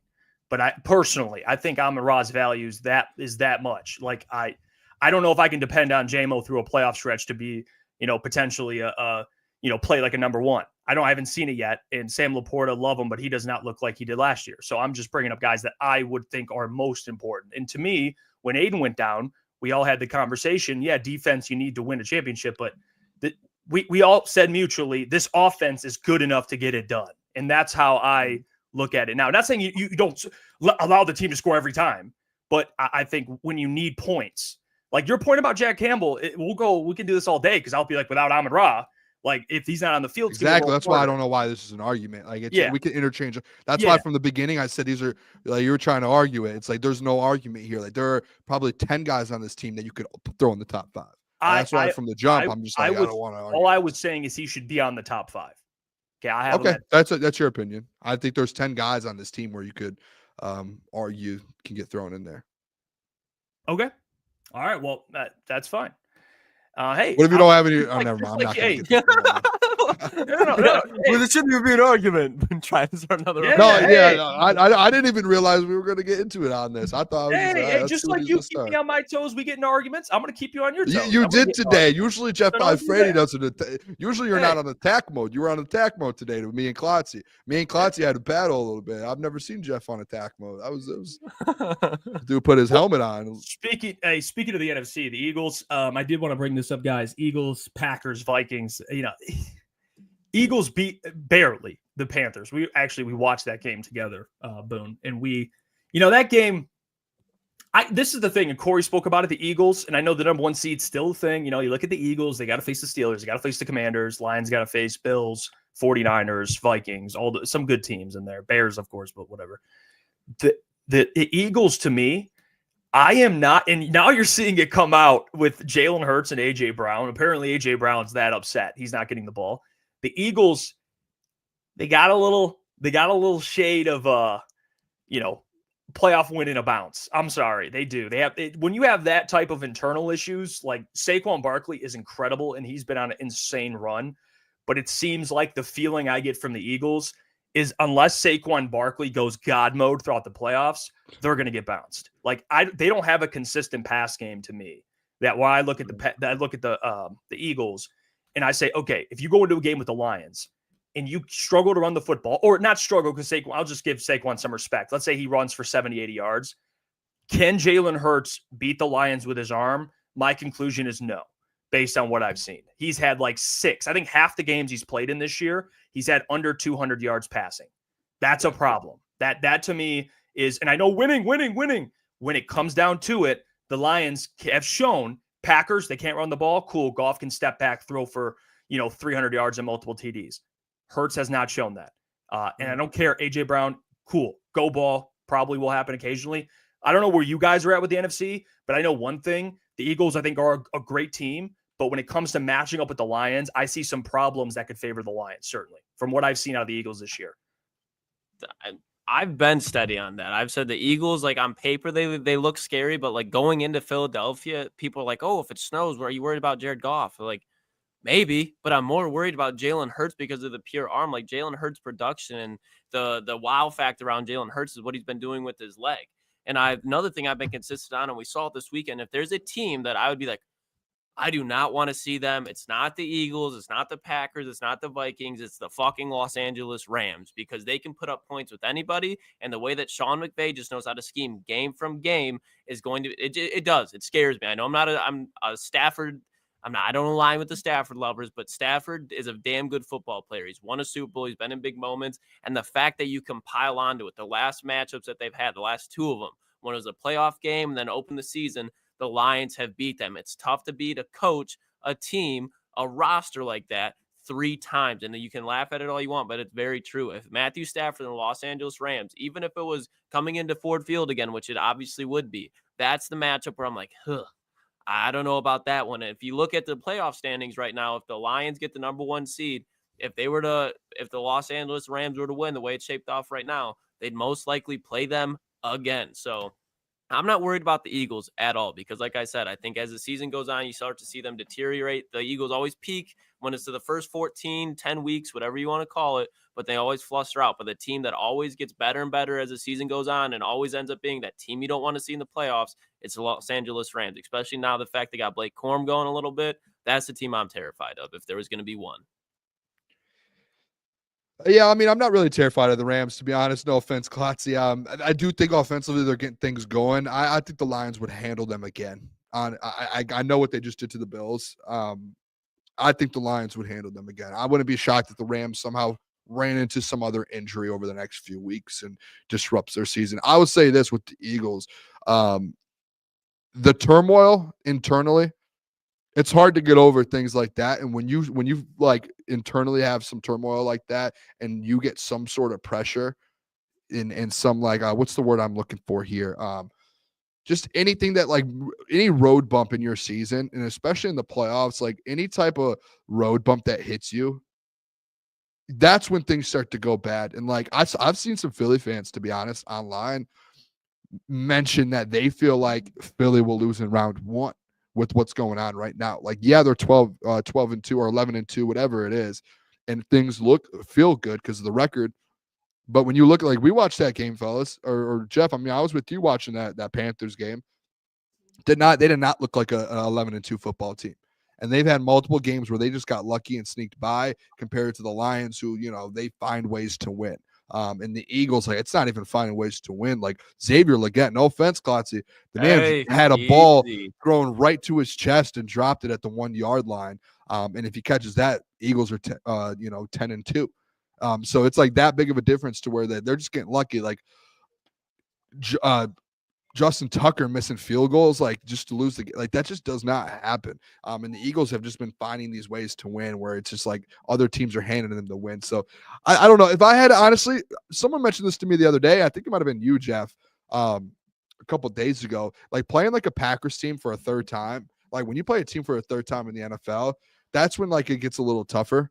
And it's tough to beat a team 3 times in the NFL. So if you get to the NFC Championship game, yeah, you're going to be at home versus the Packers. But those are those games where I dread. Like I hope the Lions don't have to play the Packers just based off of, hey, this is the third time we're playing you. Like it is tough to do it. I have confidence Dan and them would find a way to win. But I just don't want to be in that position. I would rather go play a Philly team for the first time, or a Rams team for the second time, or a Commanders team or something like that. So, yeah, that's kind of where I'm at with it. Yeah, I'll say this with the other teams like the Packers. I think that would be divisional game, number one. Number two, I think the Packers and Lions both know each other very well. So that's why those matchups are always tough, because they're familiar. They know what the Lions want to do. The Lions know what the Packers want to do. And to your point, beating a team 3 times is tough. But I will say, probably going to Green Bay or going to Detroit, excuse me, they've shown this year, like, I know it was a battle, but I would still feel confident they could beat no matter who's there. But the Eagles, I sense some fraudness to them. I mean, the Lions, at least what they can do is take care of teams that they are significantly better than. Jags, Titans, Panthers, if they were to play them this year. But Jags, Titans, they took care of. Colts, they took care of. Teams Cowboys, they took care of. The Eagles had close games with the Titans. They had close games with the Jags, close game with the Panthers. Like, they play down to their competition. Like, I've noticed that with the Eagles too. Like, to your point about the Rams, like, at least the Rams can beat you in 2 different ways. Like, at least the Rams have Matthew, that they have 2 great receivers and a running back. Like the Eagles, to me, and I don't want to sound like Hurts is terrible, but he is nowhere near close to what Stafford is as a passer. Like, especially you have Devontae Smith and AJ Brown, who are one of the best wide receiver duos, and they are, like, frustrated visibly. So, like, how it is, guys. Football is a game of matchups. Like, the Rams' defense is sliced bread, but at least their offense, I would be like, okay, like, they have some weapons. The Eagles, they have weapons, but I'm sorry, they have an offensive line. I get all that, but no way Hurts is beating you with his arm. Barkley's going to have to go just absolutely insane if they face that would be like, hey, let's just stop Saquon Barkley. You win the game. That's it. Yeah, I truly believe that would be the game, because you really think throwing deep to AJ Brown, a go ball with Kirby Joseph over there, is going to fly? No. Like, no. You're going to have to do it 10 times in a game. Like, it's just not going to work. No, it's not. So, and with the Brandon Graham stuff, Brandon Graham had his radio show and was like, yeah, they're not friends anymore. Like, what? Dude, that's like, crazy. You can't come out. We're in the middle of see that? We can play it, I'm sure. I'll play it. Yeah. That was... We're 13 games in. They're not friends. Like, dude, we're about to get in the playoffs. Like, what are we doing here? That was shocking, to be honest. When I saw that, especially a guy like Brandon Graham, like, obviously he's out for the season, and I think his contract might be up. I could be wrong with that, but he's just kind of like done for the year. He's just yapping. Just to say that, and he's a vet, like, he knows. But to say that, like, I was shocked. I was like, this has to be like AI. Well, here's the clip. Here's Brandon Graham talking about their relationship. The person that's complaining need to be accountable, and I'm just being honest. You know what I'm saying? Like, and he noticed. I don't know the whole story, but I know that one is trying, and I mean, 11 could be a little better with how he responds to things. And they was friends before this. It's like, man, but things have changed, and I understand that because life happens. But it's the business side that we have to make sure that we don't let the personal get in the way of the business, and that's where we got to do better as right now, because we know it's an issue. Everybody's seeing some things, but we need to be able to talk things out as men. You know what I'm saying? But we need to let personal stuff go and let's get right for this game, because, man, it's like a lot of stuff. Most of the time, it's just a conversation that just need to be had. But the person with the problem gotta want to talk to the person other than others. Okay. That's all I'm saying. That is not good. Not good. That's crazy.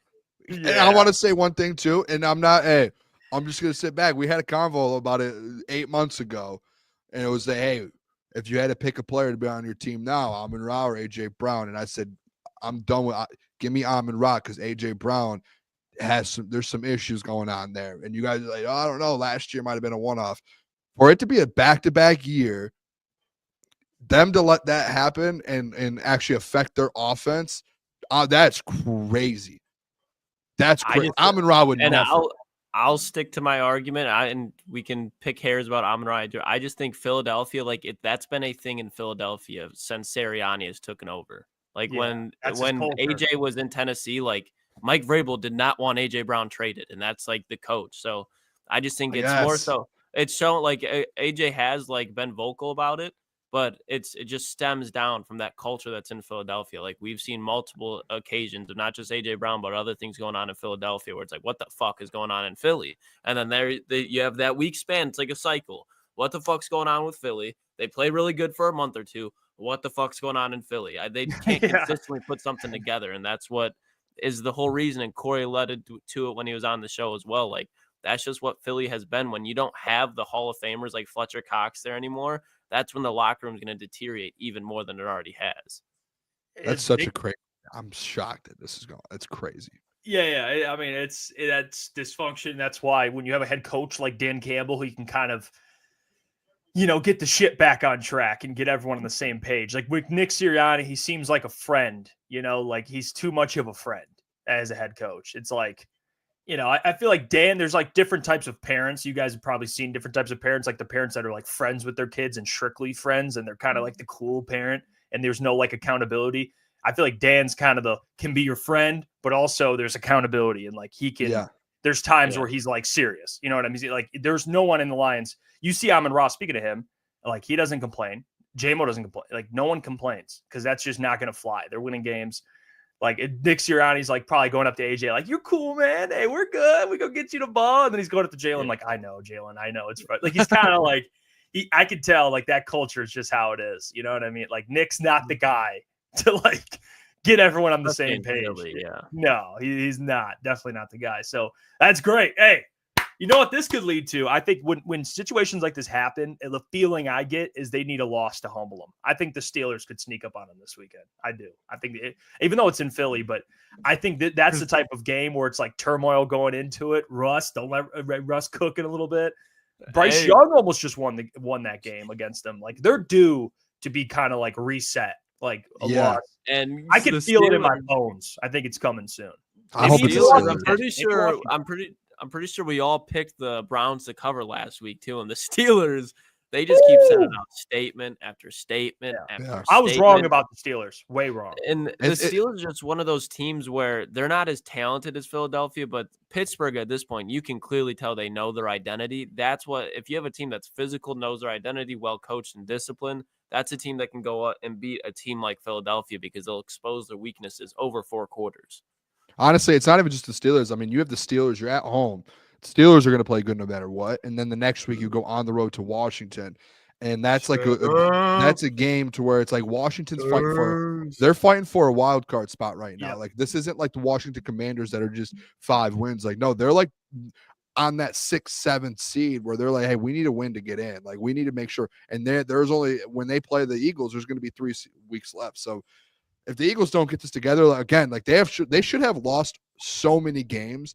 Eventually, it's going to catch up to them, and that's why I think a lot of Eagles fans are like, "Hey, if we don't switch something and something doesn't get fixed here, guess what? We're losing in the week 1 of the playoffs." Remember last year they started 11-1, 10-0, whatever it was, and then they had that stretch of football, and then week 1 they go to Tampa Bay and they lose by 30 to Tampa in the playoffs. And I know they haven't had that kind of fall through yet this year, but either way, when playoff football is different, whoever they have to play in the playoffs, they're going to be.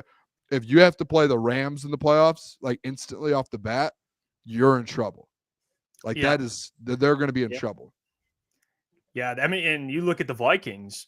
You see Byron Murphy chirping. You guys see that? Yeah, this guy, man. Did you see that, Klotz? Uh-uh. No, I got to show you Byron Murphy. Byron Murphy's still going. Hey, at least though, what's the name? Rams Byron Murphy? No, Byron Murphy Jr. from the Vikings. Yeah, corner. Byron Murphy. Yeah. Oh, yeah. I'm thinking of Byron Young. Did you see that clip of him saying he said Detroit came out with the win? I don't like that. We will see them soon. I'm not liking all this Detroit talk right now. Something. I'm over them. At least Tucker Kraft came out and was like, I'm done doing it. I don't want to talk about the Lions anymore. Like here, look at this. Listen to Byron Murphy. Do you like your chances to earn a game ball on Sunday? Oh, definitely. I like a couple game balls this Sunday. Yes, sir. I mean, I'm just looking at it. I mean, Kirk does throw the ball to the opposition. He does. Right? So that feeds into what you can do. Yes, sir. We also know Kirk's a great quarterback. I've been here with him. Great, like I said, great quarterback. can really make any throw. So we know he's on. The ball's gonna be at. We got to guard every route with him. This is before he's a great quarterback. We got to go in this game, thinking we got to get the ball out though. That's number one for sure. Did you watch the Packers-Lions game last night? Man, I did. Obviously, yeah. Detroit came with the win. I don't like that. But, yeah, it was a good game. Feel like, some plays, Green Bay could have did better. But, it's football. Things happen. And, obviously, Detroit won the game. So, we'll see them soon. I mean, if Green Bay wins, though, there's no way you would have liked Green Bay winning, right? No, I don't like it. But I just don't. I'm not liking all this Detroit talk right now. That's just, I just keep hearing it over and over, seeing it. So, I'm just over them. I'm over Green Bay, too. Yeah. But, Detroit, they're just talking about them too much. And I'm just over that as well. Yeah, that dude, Byron Murphy. It's just like every week, dude. There's just someone new, like saying something stupid. And Byron Murphy, like, I could see if he was like, man, I wish they both lose, like joking around or something. Like he was like, I don't know if he either A, doesn't see the Packers as like a threat or something. I don't know. Why would he want the Packers to like beat the Lions? Like then it would be even closer. Like he should even have like an opinion on the matter. Like it should just be that like, puts man, Minnesota clearly in second.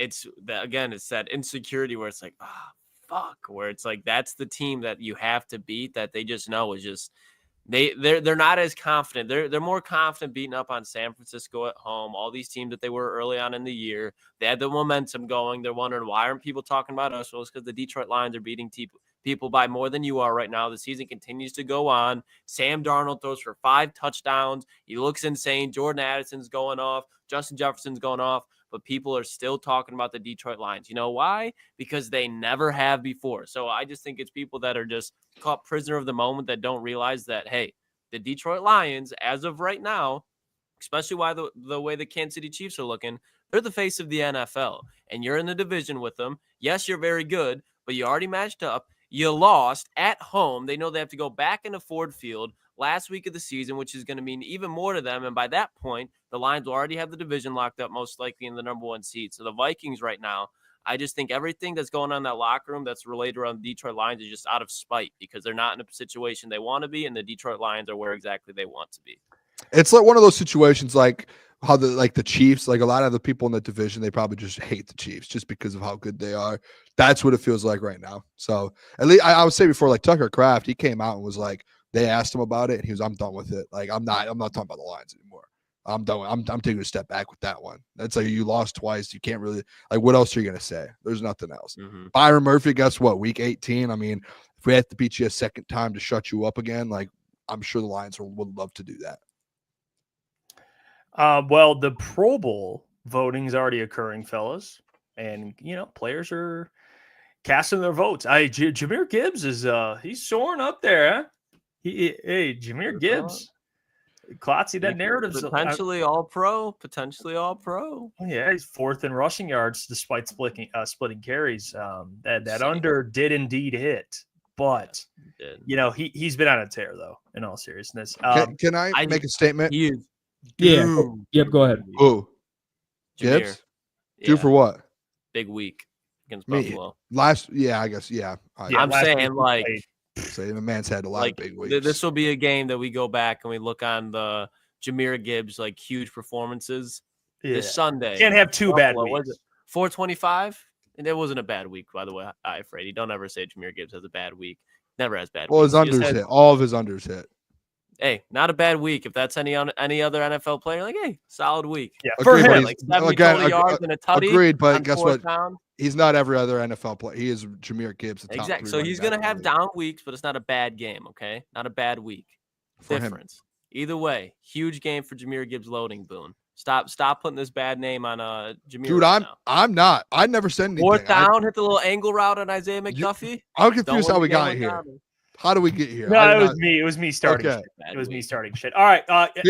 Seem too comfortable just throwing the name Boone out there. I'm starting to notice that when people have an issue with someone, it's just Boone gets thrown. Well, hold on. You double. What are those puzzles? That ain't Come on. What are those puzzles when it's like fill in the blank, like put it an ad lib or put it the ad libs, put in like an adjective or it's like put in a name. Everyone just goes Booner.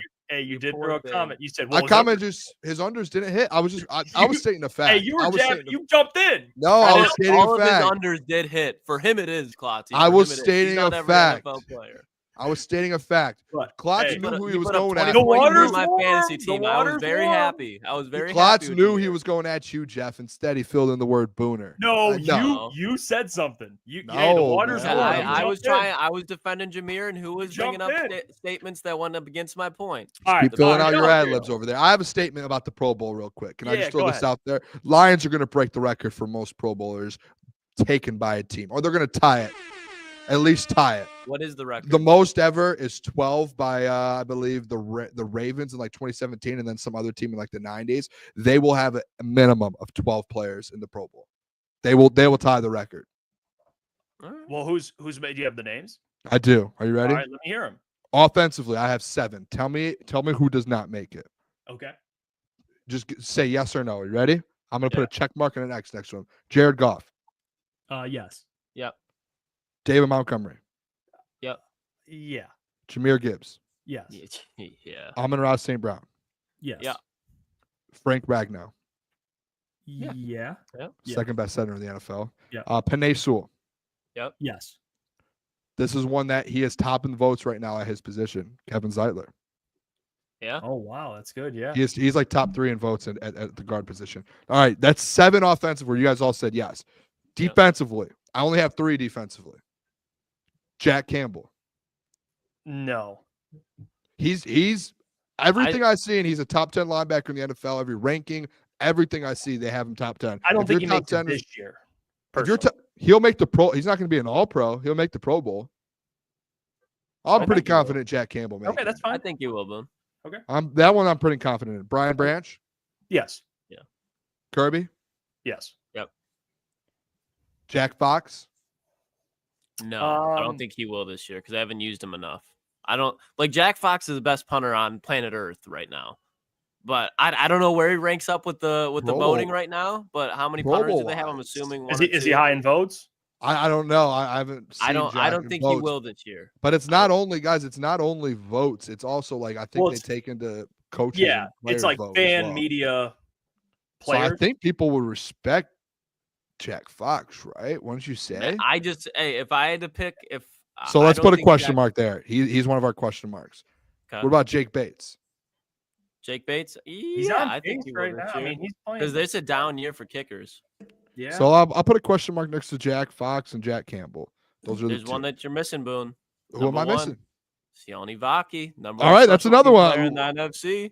All right. if Come he on, gets- Yeah, again, though, number one. I will caveat this too. And I get it with the voting. I'm pretty sure, and someone can correct me if I'm wrong. Like I'm pretty sure a year or two ago, Kirby Joseph was voted number 1 at safeties and did not make the team. Yeah. So because there's like it's like 33%, 33%, 33%. So like Sione Vaki, I don't think he gets in. I think he could be number 1. I just don't think like he hasn't really been like he's just getting voted in because of the fans. Like there are guys on special teams who have probably been a little bit more impact. Like Dan today, they were talking special teams. He brought up Khalil Dorsey. I think Sione Vaki is great.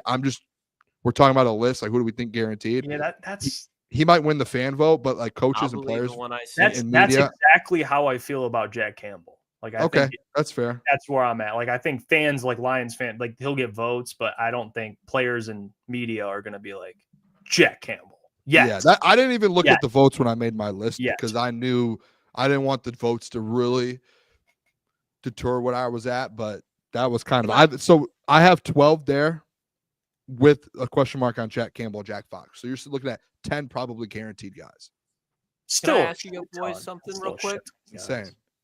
Just because I think it's been a conversation we've had throughout the year. Now that we're getting towards the end of the year, I think it's pretty clear that he's not going to be. Do you think it's disappointing that Aleem McNeil is not a Pro Bowl defensive tackle? I would say yeah. I would say yeah. I think I would say in the next, if it's not this year, I think you're expecting fully Pro Bowl next year. I think that's kind of why you signed him to top 5 money. Like he should be a Pro Bowler. You know what I mean? At the minimum, like all Pro pro. Bowl, it's disappointing if he's not. Yeah, for sure. 100%. Like because again, your top 5 you should be a pro or an all pro player at that money. Yeah. Like you should be competing for the all pro team. But I think why Brad signed him is based on partially projection. So if like next year at this time he's not a Pro Bowler, I would be like, damn, that sucks.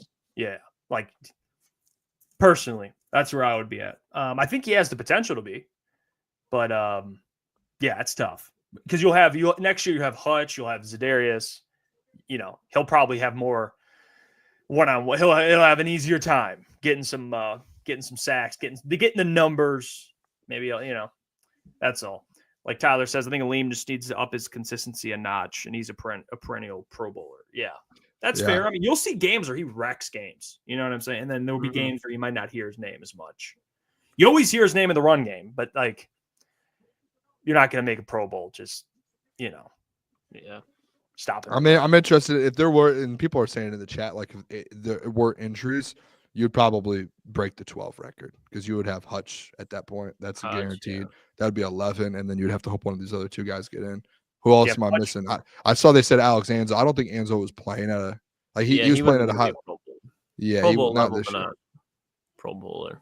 He wasn't going to make it. Yeah, Jack Fox. If like he was on like if he was on Cincy, that boy would be a superstar. I mean, that's actually a good yeah. Anybody that just punts the ball. Yeah, he'd be Jacksonville. You look at the stats.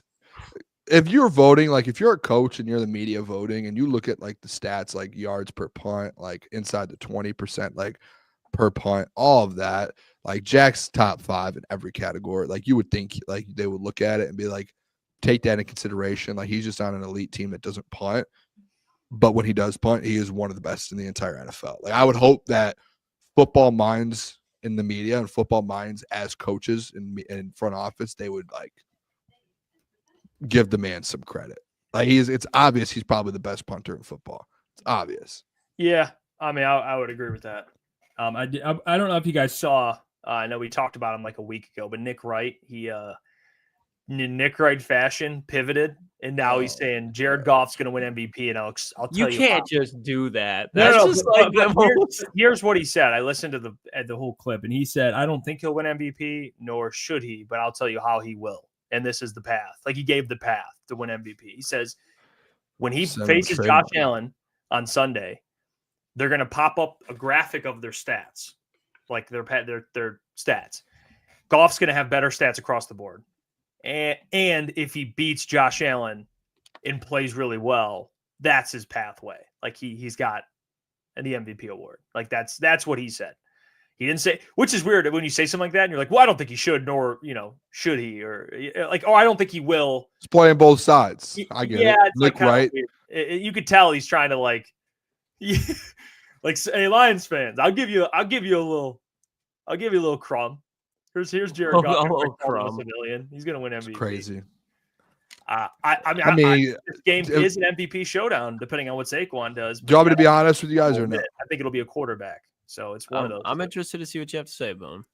After what Josh, I know it was a loss last night. After what he did last night, he's the best player in the NFL.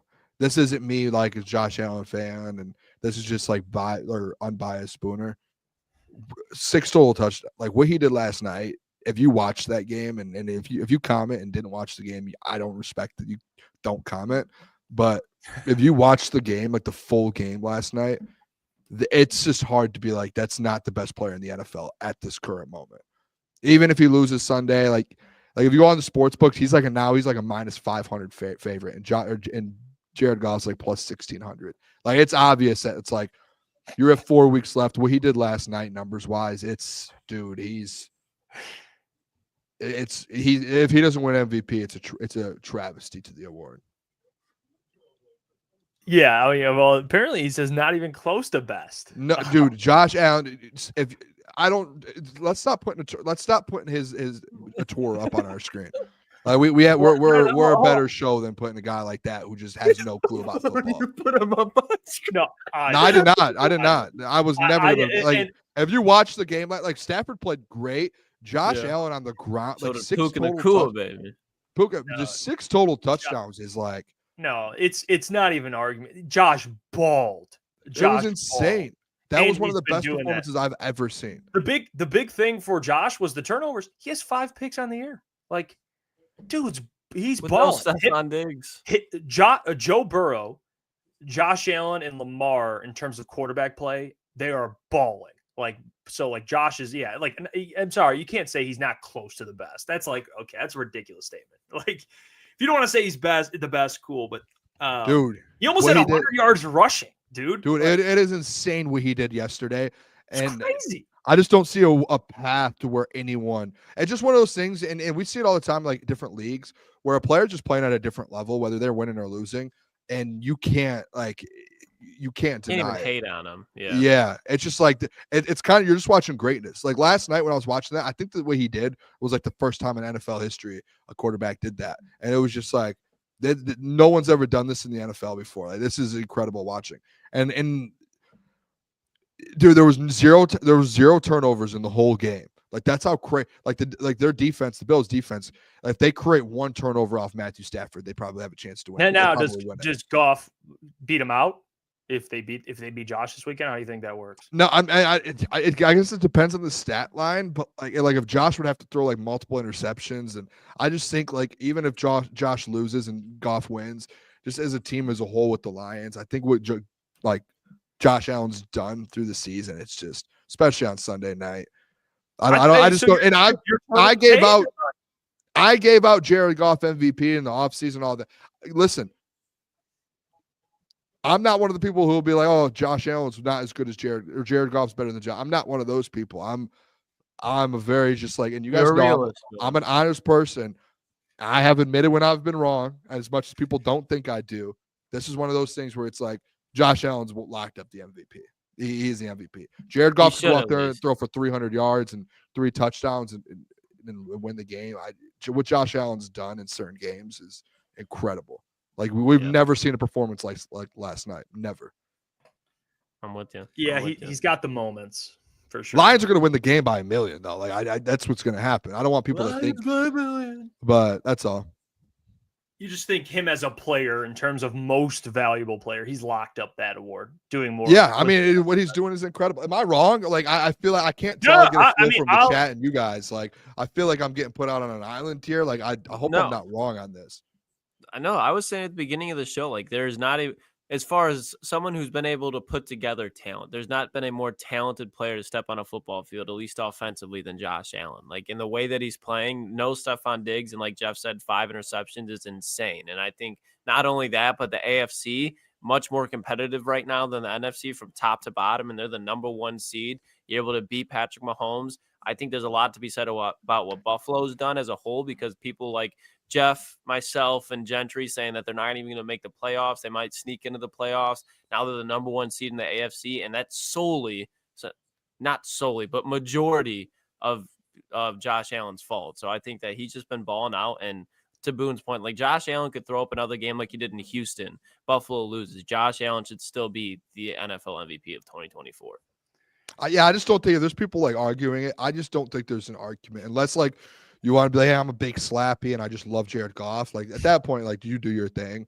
But like if you actually want to be respected about like talking ball and I'm just being honest. If you want to be respected, like what he's done this year, it's just like you can't deny it. I'm not taking a shot at anyone. That wasn't at anyone. Yeah, no, not at all. If you want to be respected talking ball, though, you know what I'm saying? Yeah, I love Jared Goff too. You guys know that I'm one of the biggest Jared Goff slappies that there is. I get called the golf gobbler all the time by the heavies. Like that's just what it is. Yeah.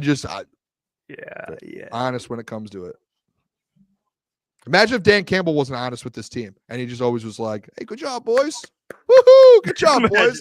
Imagine like, Dan Campbell. He's like playing the Bills and he looks at Goff and he's just like, you know what I mean? Like it just like constantly, like you know how like there's like lion slappies out there, which again I at times one of them, but are just constantly like positive, like woo woo woo. And then it's like, what if Dan was like that? You would never win a game. Like Dan would just be like, yeah, great job, man. You're so good. You're doing so good. Like no, dude, you get better. Yeah. Be honest. Oh yeah, I think Josh Allen, man, he's first for MVP. I'm curious, like, what the narrative would be if he does shit the bed and he plays like. And I'm just spitting. I'm just hypothetical, throwing out there stuff. But if he doesn't play a great game and golf balls and they win, like, I wonder how the narrative changes. Like, I'm curious, or if the performance like last night kind of like locks it up. I don't know. I'm curious. I think it's interesting. I do think this game, like, I think we've the seen Lions crazier things with the MVP race, like come down to a game. Like Brock Purdy, Lamar, type stuff. I do think like Goff is going to have a great game Sunday. I think the Lions are going to win. Like I would not be shocked after what we saw Stafford do to the Bills. Like Goff's going to have 350, 2 or 3 touchdowns, and they're gonna win the game. 350. I think he's going to have 300, 350. I think he's going to have a big game Sunday. I really do, and I think he has a good game. I'm with you, Jeff. I'm interested to see if the way like if they do that and they win the game, I'd be interested to see how the MVP odds move. If he has 350 and like 3 TDs, and they beat I'd be interested to see how the odds move. I really would. I think it'd be neck and neck. Like I think that would be the game for Goff. Well, what was my hot take in the summer? Jared Goff, finalist, MVP finalist. You did. Yeah, he's gonna be. He is going to be. Oh, well, we got some questions I actually wanted to pull up here. Shout out Matthew Evans, by the way. Became a Crunch member earlier. Didn't get to acknowledge him. Shout out to you, Matthew. I'm not scared of any team in the NFL. Ball don't lie, says Mailbag. Thoughts on Shannon Sharp implying that Josh Allen was partially at fault for the Bills losing? I don't know what because I know you pay attention to Shannon Sharp a lot, but I don't know what his like. I'm gonna be honest. I think that's what it is because that dude just hates to hate. I don't understand. Did that to Joe Burrow, didn't he? He does it with Joe Burrow. Well, I get it he because does it's it like to the Lamar, Ravens, too. and he does it to Lamar. I don't understand. He has this theory, and he said this like a lot. He does it with all quarterbacks, where it's like, if they don't win a game like that, they have to do a better job of putting them in a position to win that game. Like, what did he used to say? Like, Shanahan used to tell him, Mike would be like, he'd tell Elway, if the team scores 42, you're scoring 43. Like that's what they base it off. At some point, you have to be like, hey, your defense needs to get one stop. Yeah. At some point. I guarantee there's not one time when he was playing with John Elway who's like, come on, John, we got to get one more drive. It's all. And like, it's literally the most team game there is possible. And when you have Josh Allen, 6 total touchdowns, 0 interception. Like, what are we doing here? What more does he have to do? Like, look at that secondary right now in Buffalo. Oh, you know that, Josh. Go make a play for your secondary. They ended the game running for 100 yards. The final 4 drives of the game were 4 straight touchdowns from the Bills. Like 4 touchdowns. They had 4. Like the second half, they had 5 possessions. They punted once. They scored 4 out of the 5 possessions, and then in the first half, they scored in 2 out of the 4 possessions. So maybe you could be like, hey, instead of punting it more in the first half, maybe 2 of those punts you turn it into. I don't know. I don't even. Let me see what the Rams did because, the Rams scored on basically every possession besides 2, and there was two of the last 3. So they just kept scoring. Their defense could not get a stop. Go ahead with this one. Then I got a question, boys. Malik says, Mailbag, assuming you have a good team in place, would you rather draft a quarterback in the first round and develop some time before he is the next man up, or sign a free agent like Baker or Darnold? I personally would do what the Vikings did. Do both. Like, I would draft a quarterback and then sign it. I don't think it's an and/or question. I think you can do both. Like, draft a quarterback. Personally, I believe in sitting quarterbacks. I think that's gotten away from people. I think the league now is like people want instant gratification, and I get that, especially if you're the number 1 overall pick. Like, I get all that. But I think in today's league, it's more beneficial for guys if they get to sit for a couple of years, maybe 2 years or something like that. You've seen it, but then you see Josh Allen get developed, and he doesn't look good, and then eventually looks good. So you could do both. It sounds like a cop out, but like the Vikings literally did both. They drafted JJ and then they signed a guy like Darnold. So and that was kind of my question to you boys, because I saw it on the Rich Eisen show, and he was kind of like, it's not crazy. They did like their overreaction Monday. And the question was posed to him, if you're Minnesota, do you trade J.J. McCarthy and re-sign Sam Darnold long-term? Because the way that Sam Darnold's playing, are you for sure that J.J. McCarthy can reach that level? And they're like, we can trade J.J. McCarthy, get a high draft pick, build more around Darnold. Where would you guys stand with that if you're Minnesota? I would say this. I have a perfect plan for this. Are you ready? Mm-hmm. Or I don't feel comfortable. I think Sam Darnold's playing very fine football, but that's one of those guys to where you sign long term, and he's not like he could like flash in a pan. Yeah, like maybe you get a couple good years, or hey, this next year's bad, and then the next year's decent, and then it's just like an up and down. Like he's not like one of those top tier. Like he's not like Jared Goff or any of those guys. Like he's good, but it's like, hey, you only got to see 1 year of it. I would say this. I would say you would try and re-sign Sam Darnold to 1 more year. like say, hey, let's try and get a short-term deal done. We want you to stay here. Let JJ sit again next year and learn actually when he's healthy, and like get him on the field a couple times, see how he does. And then until again you feel comfortable, then you move on. Or you let Sam Darnold walk and you bring in another Sam Darnold type guy in free agency. That's what I would do. That's how I would approach it. Okay. Yeah. What about you, Jeff? I mean, I said the same. I literally said the same thing. And I mean, I both, like, draft a guy and then sign someone. Now, if I'm in the Viking situation, if you had to do either, if you had to pick one, I wouldn't trade McCarthy. You shouldn't trade an unknown commodity. But you know what I would do? Re-sign Darnold immediately, because one day, do you hope that JJ plays at this level? I would say we all agree yes.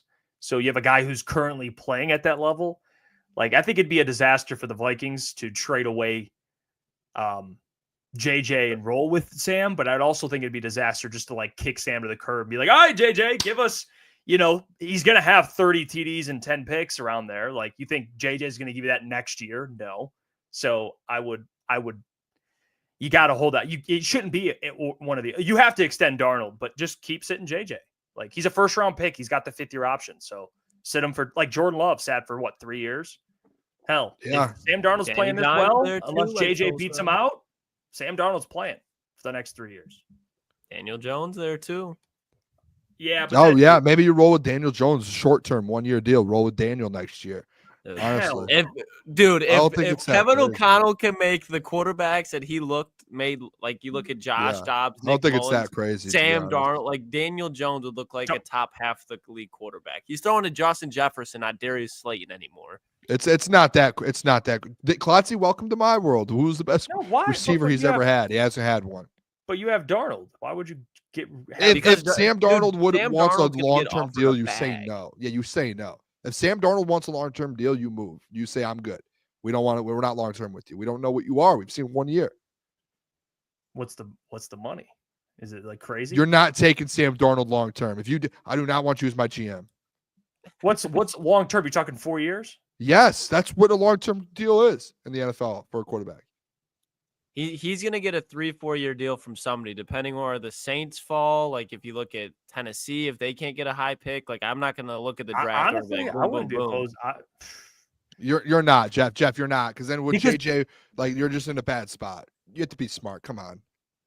Smart. So you would essentially bank on JJ becoming a 30 touchdown guy, 10 interception guy. No, but I would say, hey, bring another guy in like Sam Darnold, and we see what he can do, and Kevin O'Connell with the weapons they have will probably be fine. And if JJ turns into something, let's go. We have that. If he doesn't, then the next guy you sign is a long term. If you know, but like you have a rookie that you don't know what he is yet, and you drafted him in the first round. You just don't be like, let's move on. Like, no, I never said that. No. Yeah, you don't sign a 4-year long-term deal with a rookie sitting in the wings. But you don't know. But it's whatever. Yeah. I mean, I don't want to. Like, why do you think the Packers moved on from Aaron Rodgers? Was because that big deal that he had. They were like, we do not want to be stuck with this. But they kept him through those. They kept him for 4 years. But then they moved on quick. Like when they realized Jordan Love was it, they said, you know what, we're done. That was 4 years into his contract. That's my point. Like. JJ's that was when Aaron Rodgers was about to want that deal that he had. And Aaron was also like, well, I mean, he was cooked at that point. Like, I don't know, whatever. Interesting combo. What a show. We'll get out of here. Appreciate you all. By the way, tomorrow we'll be back. So come back. We'll have more to discuss. Lions, Bills, more news regarding the Detroit Lions. Get your merchandise, officialctsports.com. Appreciate you all. I'll catch you tomorrow. Shout out to Kory, by the way. Much love to you. Peace. Peace.